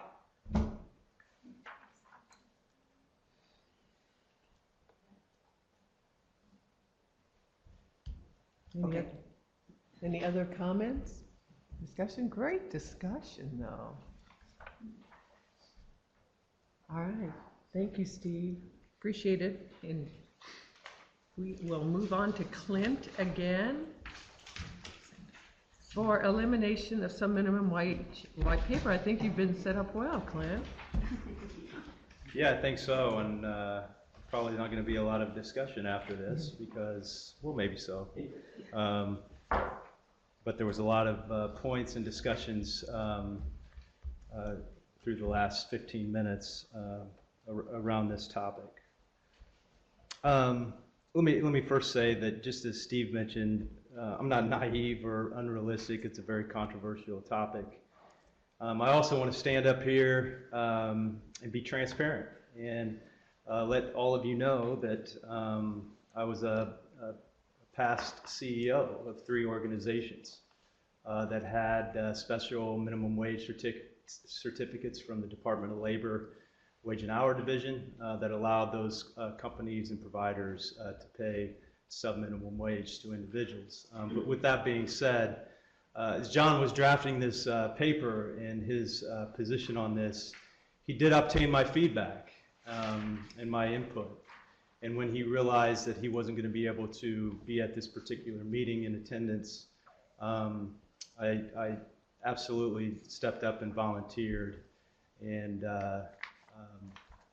said I would present on his behalf. And so I stand up here with confidence, and I also, not only in presenting today, but also supporting John's points in his white paper and and his position. I'll just start off, and I think Kylie mentioned this too, but it really goes back with the words you guys developed as a task force, and it goes back to your vision statement. And one key component of that vision statement, and I quote, "All Hoosiers are included. They're recognized and supported as equal citizens, including people with intellectual and developmental disabilities." And then I don't want to go into the stuff that's been reiterated, but the reality is, and Kylie mentioned this, is that we know this practice is legal, it's authorized through Section 14C of the Fair Labor Standards Act. And as Kylie mentioned, it was enacted by Congress in 1938. So 80 years ago, these provisions were considered necessary, probably somewhat innovative. But do we really think in 2018 this practice is compatible with all of our knowledge, our experience, the outcomes we want for people with disabilities, and really the overall values of our industry? And I think if we really ponder that question, the answer is no. I'll just give you my perspective. In my 21 years of being in this industry, I don't recall seeing one marketing strategy from an agency with a special minimum wage certificate focusing on sharing to the public that we pay individuals with disabilities on average $2.80 an hour.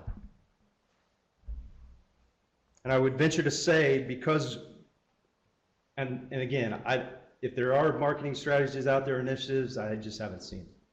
But I would venture to say we do that because we are not proud of this fact, and ultimately wish we could change it. But it's hard, and I'm the first to understand that. Providers talk about it all the time.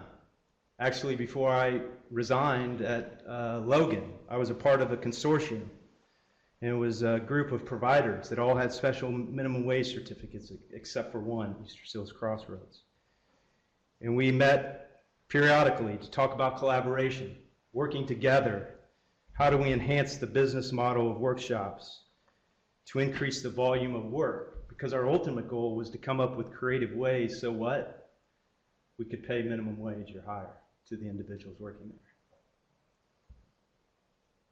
You know, we talk about that workshops, and this is more about the workshop environment, but we hear people often say it's a training ground for individuals to gain and perfect skills and maybe lead to competitive employment. But the reality is if you're in that type of situation, you have time limits or some type of requirement documentation on status and progress.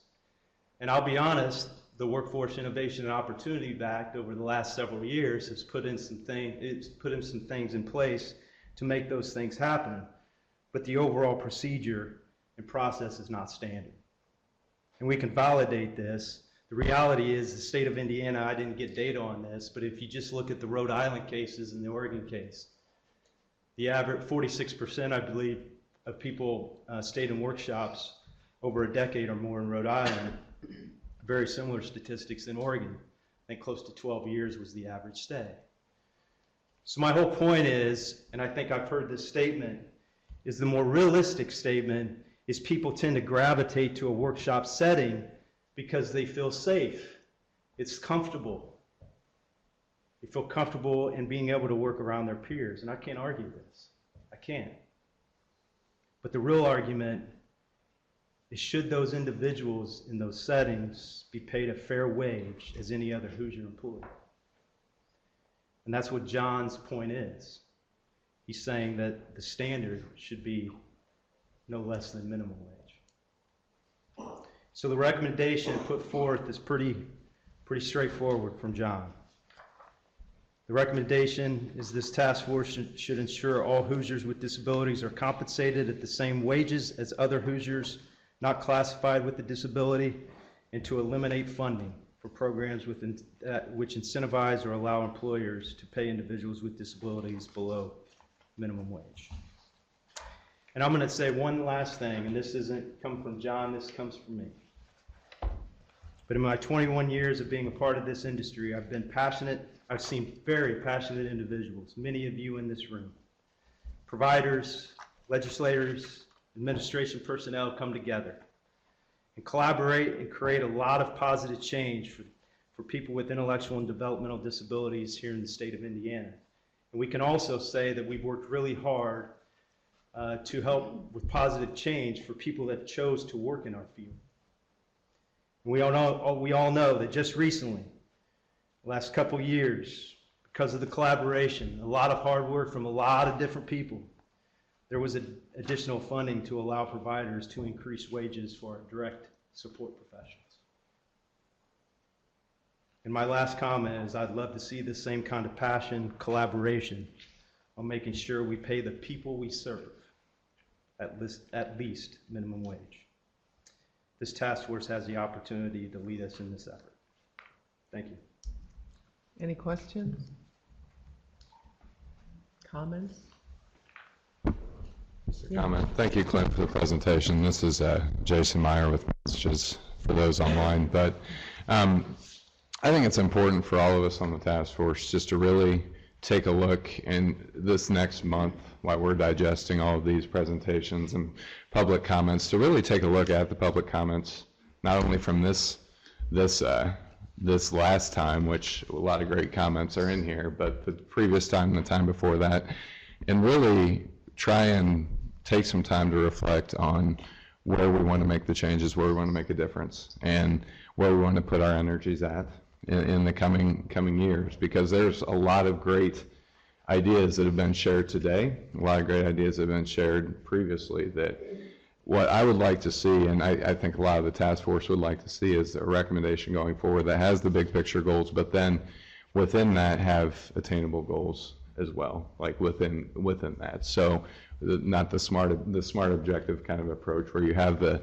pie in the sky, but how are we going to implement those? And this is just a comment that's kind of been surfacing in my head and over the time, and I hope I'm articulating it well, but we did close our sheltered workshop at Passages back in 2013. And so all of the employees that now work within our Creative Learning Center, which I hope we'll be able to take a tour of in October, they are paid minimum wage, and they do different jobs within the Creative Learning Center.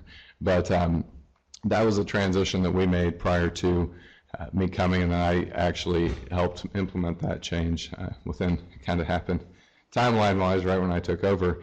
But it really, every organization, every provider is different, and I just want to get that comment out there that we've seen a lot of different workshops since we've been starting this task force, and we've seen a lot of different ways of doing things. And that's one thing that we just need to take a look at while we're creating this final paper, and just be open-minded. There's not a one answer that fits all, I don't think, but as long as we can just continue to take a look at all the options and have those on the table, I think it'll be good for this task force. I know I kind of went all over the place. I tried to summarize my 30 minutes of thoughts into like 3, but we just need to continue to keep an open mind going forward. So, thank you. Yes, Steve. Clint, I do appreciate your comments. I did look, and I'm sure you're aware, you wrote the NR position statement on employment in shelter workshops, a little different back in 2016 as opposed to, but I appreciate you and your comments today. Any other comments? Yeah, I'll make a comment. I think you guys obviously heard my thoughts on subminimum wage. But I also want to make sure that it's clear that I don't think there is, to Jason's point, any provider that happens to have a 14C certificate, any bad intent in that. To be very fair to providers and to a system, that is what we have asked to set up, and that is what we have done for a number of years. I think back to this point of where we need to go in a progressive look for 10 years, I think we need to continue to collaborate together with those 14C entities or certificate holders that do pay sub-minimum wage.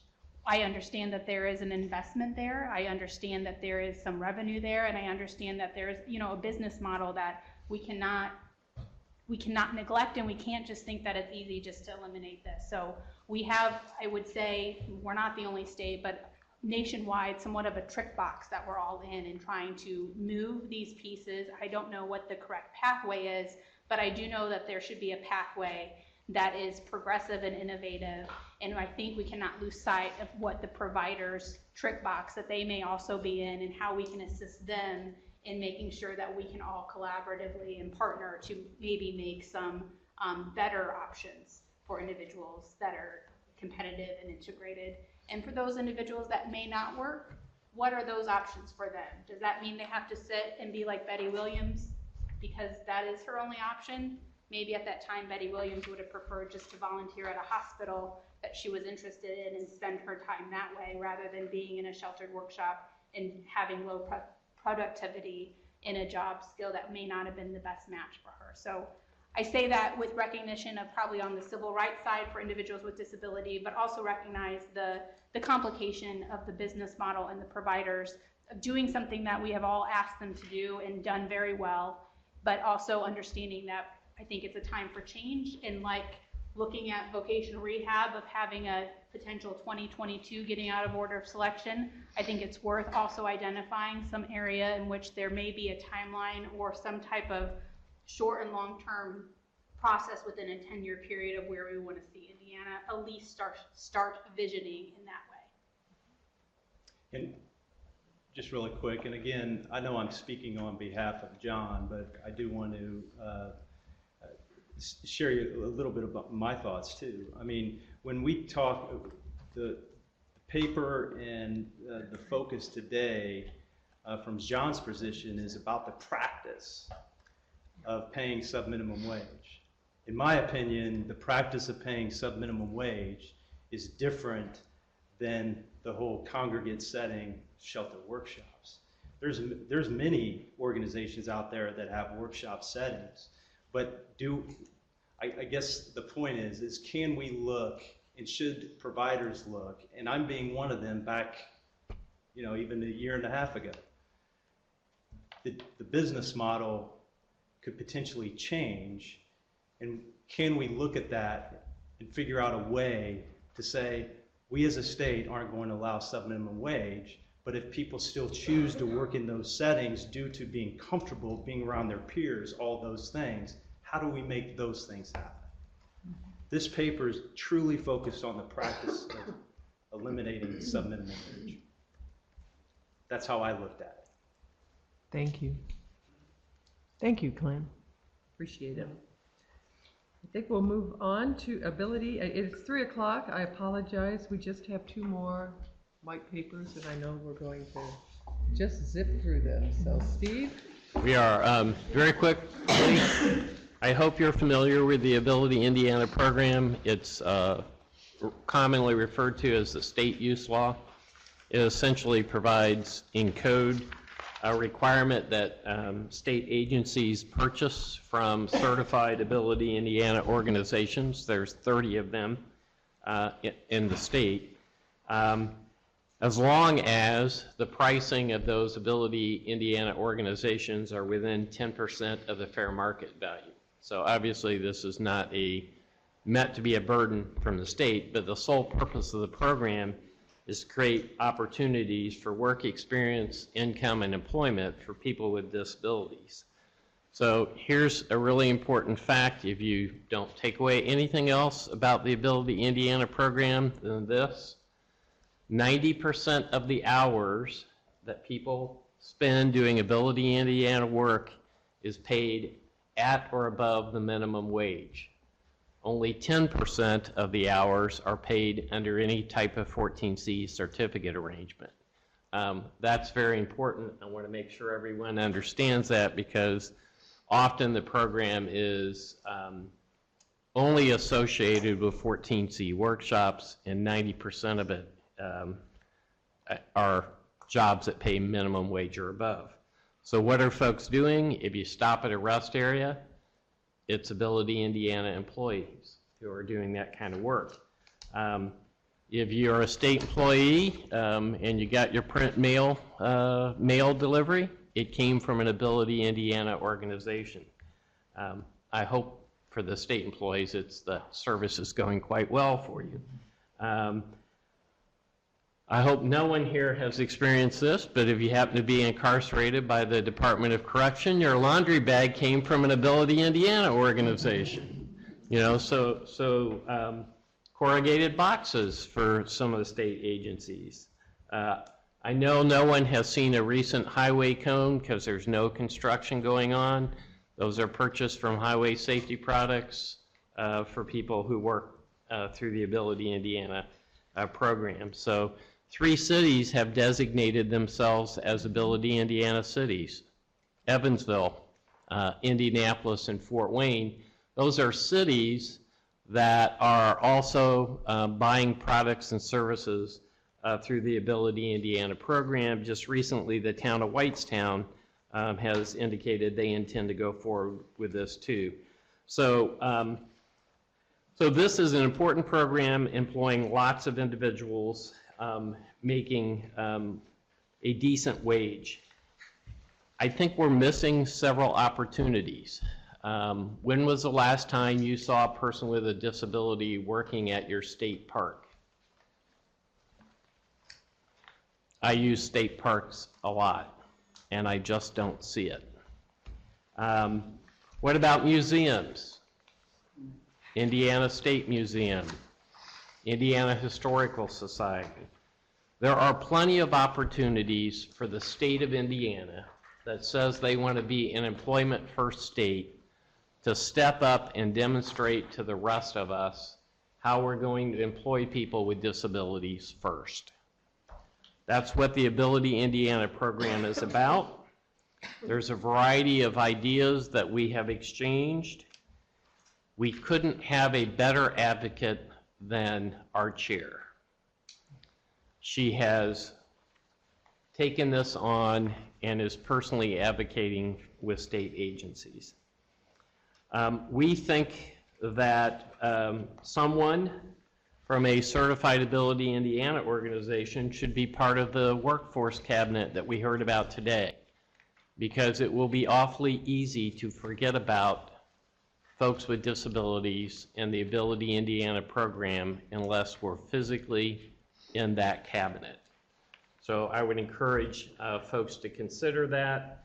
We believe that the $13 million that goes through the Ability Indiana program is a drop in the bucket compared to what sales and services could be if, and so one of our recommendations is to expand that opportunity. One of the things that we found out from employers, we asked several of our members, go ask employers why they don't employ people with disabilities. And I was surprised, because we know transportation's a barrier for the potential worker. What we heard back from employers was, we're scared to death about reasonable accommodations, okay? I'm not sure they're the right organization to do this, but our recommendation has to start somewhere. We think if the Work One offices would take on working with employers to find out that reasonable accommodations are just that, pretty easy to implement, that's something we could do that would increase the employment of people with disabilities. So I tried to be as quick as I could, and those are recommendations related to Ability Indiana. Any questions? I just want to add a comment. Thank you, Steve. I always am pleased when I go to my rest stops and see signs for agencies that I know about. I know in your white paper you mentioned, I think one thing I want to encourage this task force to think about, as a government employee who does lots of contracting RFPs, we have minority business enterprises, women business enterprises, veterans enterprises where you get extra points when you do those things. I think your point in your white paper was well taken, and we should really think about pursuing that, of really adding that disability business enterprise, maybe weeby, it could be a DV, because I always like to initialize things, but I think that that is a thing that really would be beneficial in state government to encourage us to look at contracts in that way. And I think too, when you talk about the parks and that sort of thing, if there's some way that as a state we can encourage local governments, and I think about, I spend a lot of time at Eagle Creek and some of those, city parks where that is another way. And I know that is another way I think if we can encourage cities and towns to also look at those preferentials in contracting as well. I think what the BBWBs have done for some of those companies has been pretty remarkable, and they provide a great service, and it really allows them to employ some folks that might be more difficult to employ. So I think you were right on in your white paper with that, and I would really encourage everybody in this task force to really look at how that works and what we do, and really think about making a recommendation that we include that in our state contracting processes. You want to work with Steve on that? I don't really like working with Steve, for sure. Yes, definitely. I'm kidding. Seems to be a pretty common theme. Do you think we could also include state agencies literally hiring as regular staff people, a lot more people with disabilities? I mean, we have Project Search. I'm not sure how that's going as far as how many people are actually getting hired by state government once they go through Project Search. But I know it used to be a barrier because people couldn't work full time. There's a lot of requirements of state government. So it seems like we could look at some kind of a carve out program for people to have community employment in state government, where they would have carved out jobs that focus on what they can do and maybe even be shared across 2 different or 3 different entities, each of them taking a few hours for, whatever it is, the skill that the person would be really good at. Like, I don't know, in March, we have somebody come in and help us mail March Disability Awareness Month stuff. Those kinds of things would be ideal, but we don't need someone all the time. Mm-hmm. So I think within encouraging government, state government, to hire people with disabilities, I'd like to see something along those lines in addition to the contracting and the hire, and the supply purchasing. I agree. I think that's a great approach to take. I think we need to broaden that recommendation so it's not just through the Ability One, but just hiring more people with disabilities, and Ability One is one of the ways that we can achieve that. Mm-hmm. Any other? I'll be glad to work on both those. Lest I forget, Sarah Chestnut and Katie Stafford Cunningham from our staff worked on the white papers. I think you probably all realized I didn't write all these, so I wanted to acknowledge their significant contribution. It goes without saying too. So if we could not put that in the minutes, it would be real helpful. All right. Thank you. Kylie. Well, mine should be pretty quick. I know Lieutenant Governor requested that I put forth a more formalized recommendation regarding the Technology First executive order with Ohio that was from the last meeting. So this recommendation is hopefully pretty simple and pretty concise, just that in general, Indiana should commit and needs to commit to a statewide initiative of Technology First, led by Indiana's Division of Disability and Rehabilitative Services, and I would add other key partners and state agencies, which will improve the lives of people with intellectual and developmental disabilities. And Indiana, through this technology initiative, is committed to the goal that citizens with intellectual and developmental disability be afforded the opportunity to improve their lives through that supportive technology. And I left it very, very broad, if you will. I think supportive technology and innovation may be related to the autonomous vehicle opportunities, as well as things that we talked about at the last meeting in electronic monitoring, even though it's not my favorite terminology, but also regarding any type of those adaptive equipment or AI opportunities as we continue to evolve our system. So that really is it. Pretty simple. I think it's something that we need to do across the division, actually, not just through the DD agency. And welcome any thoughts or feedback or language suggestions as well. Any questions? Feedback? Is there any other business to come before this task force? I have a clarification question. Yes. So at our next meeting in August, can the task force entertain other recommendations to the white papers? To the current white papers? Other than what has been presented today? Oh, sure. Okay. Absolutely. Yeah.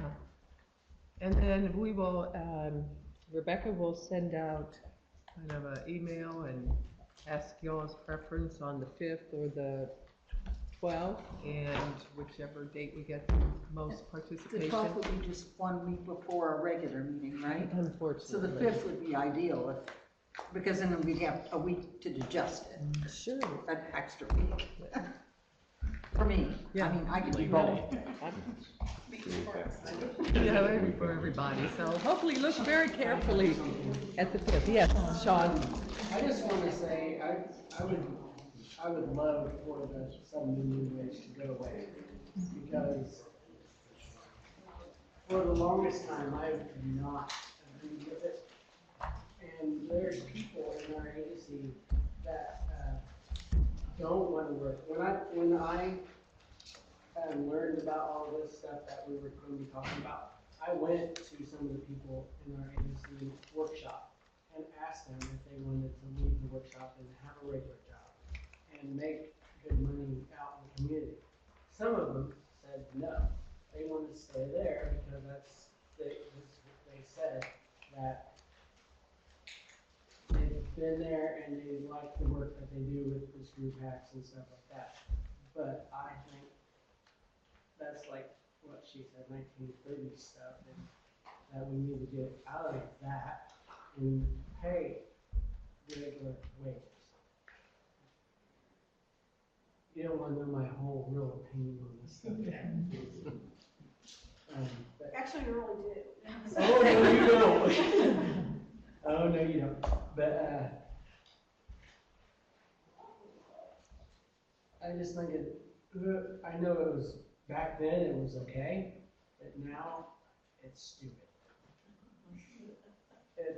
You said you wanted my honest opinion, so now it's stupid because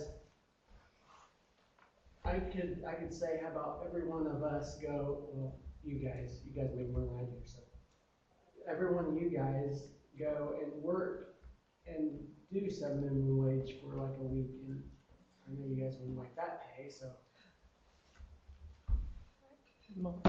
that's the only way I can tell you how other people do it. Well said, thank you, Sean. Any other business? With that, we stand adjourned till August 22nd.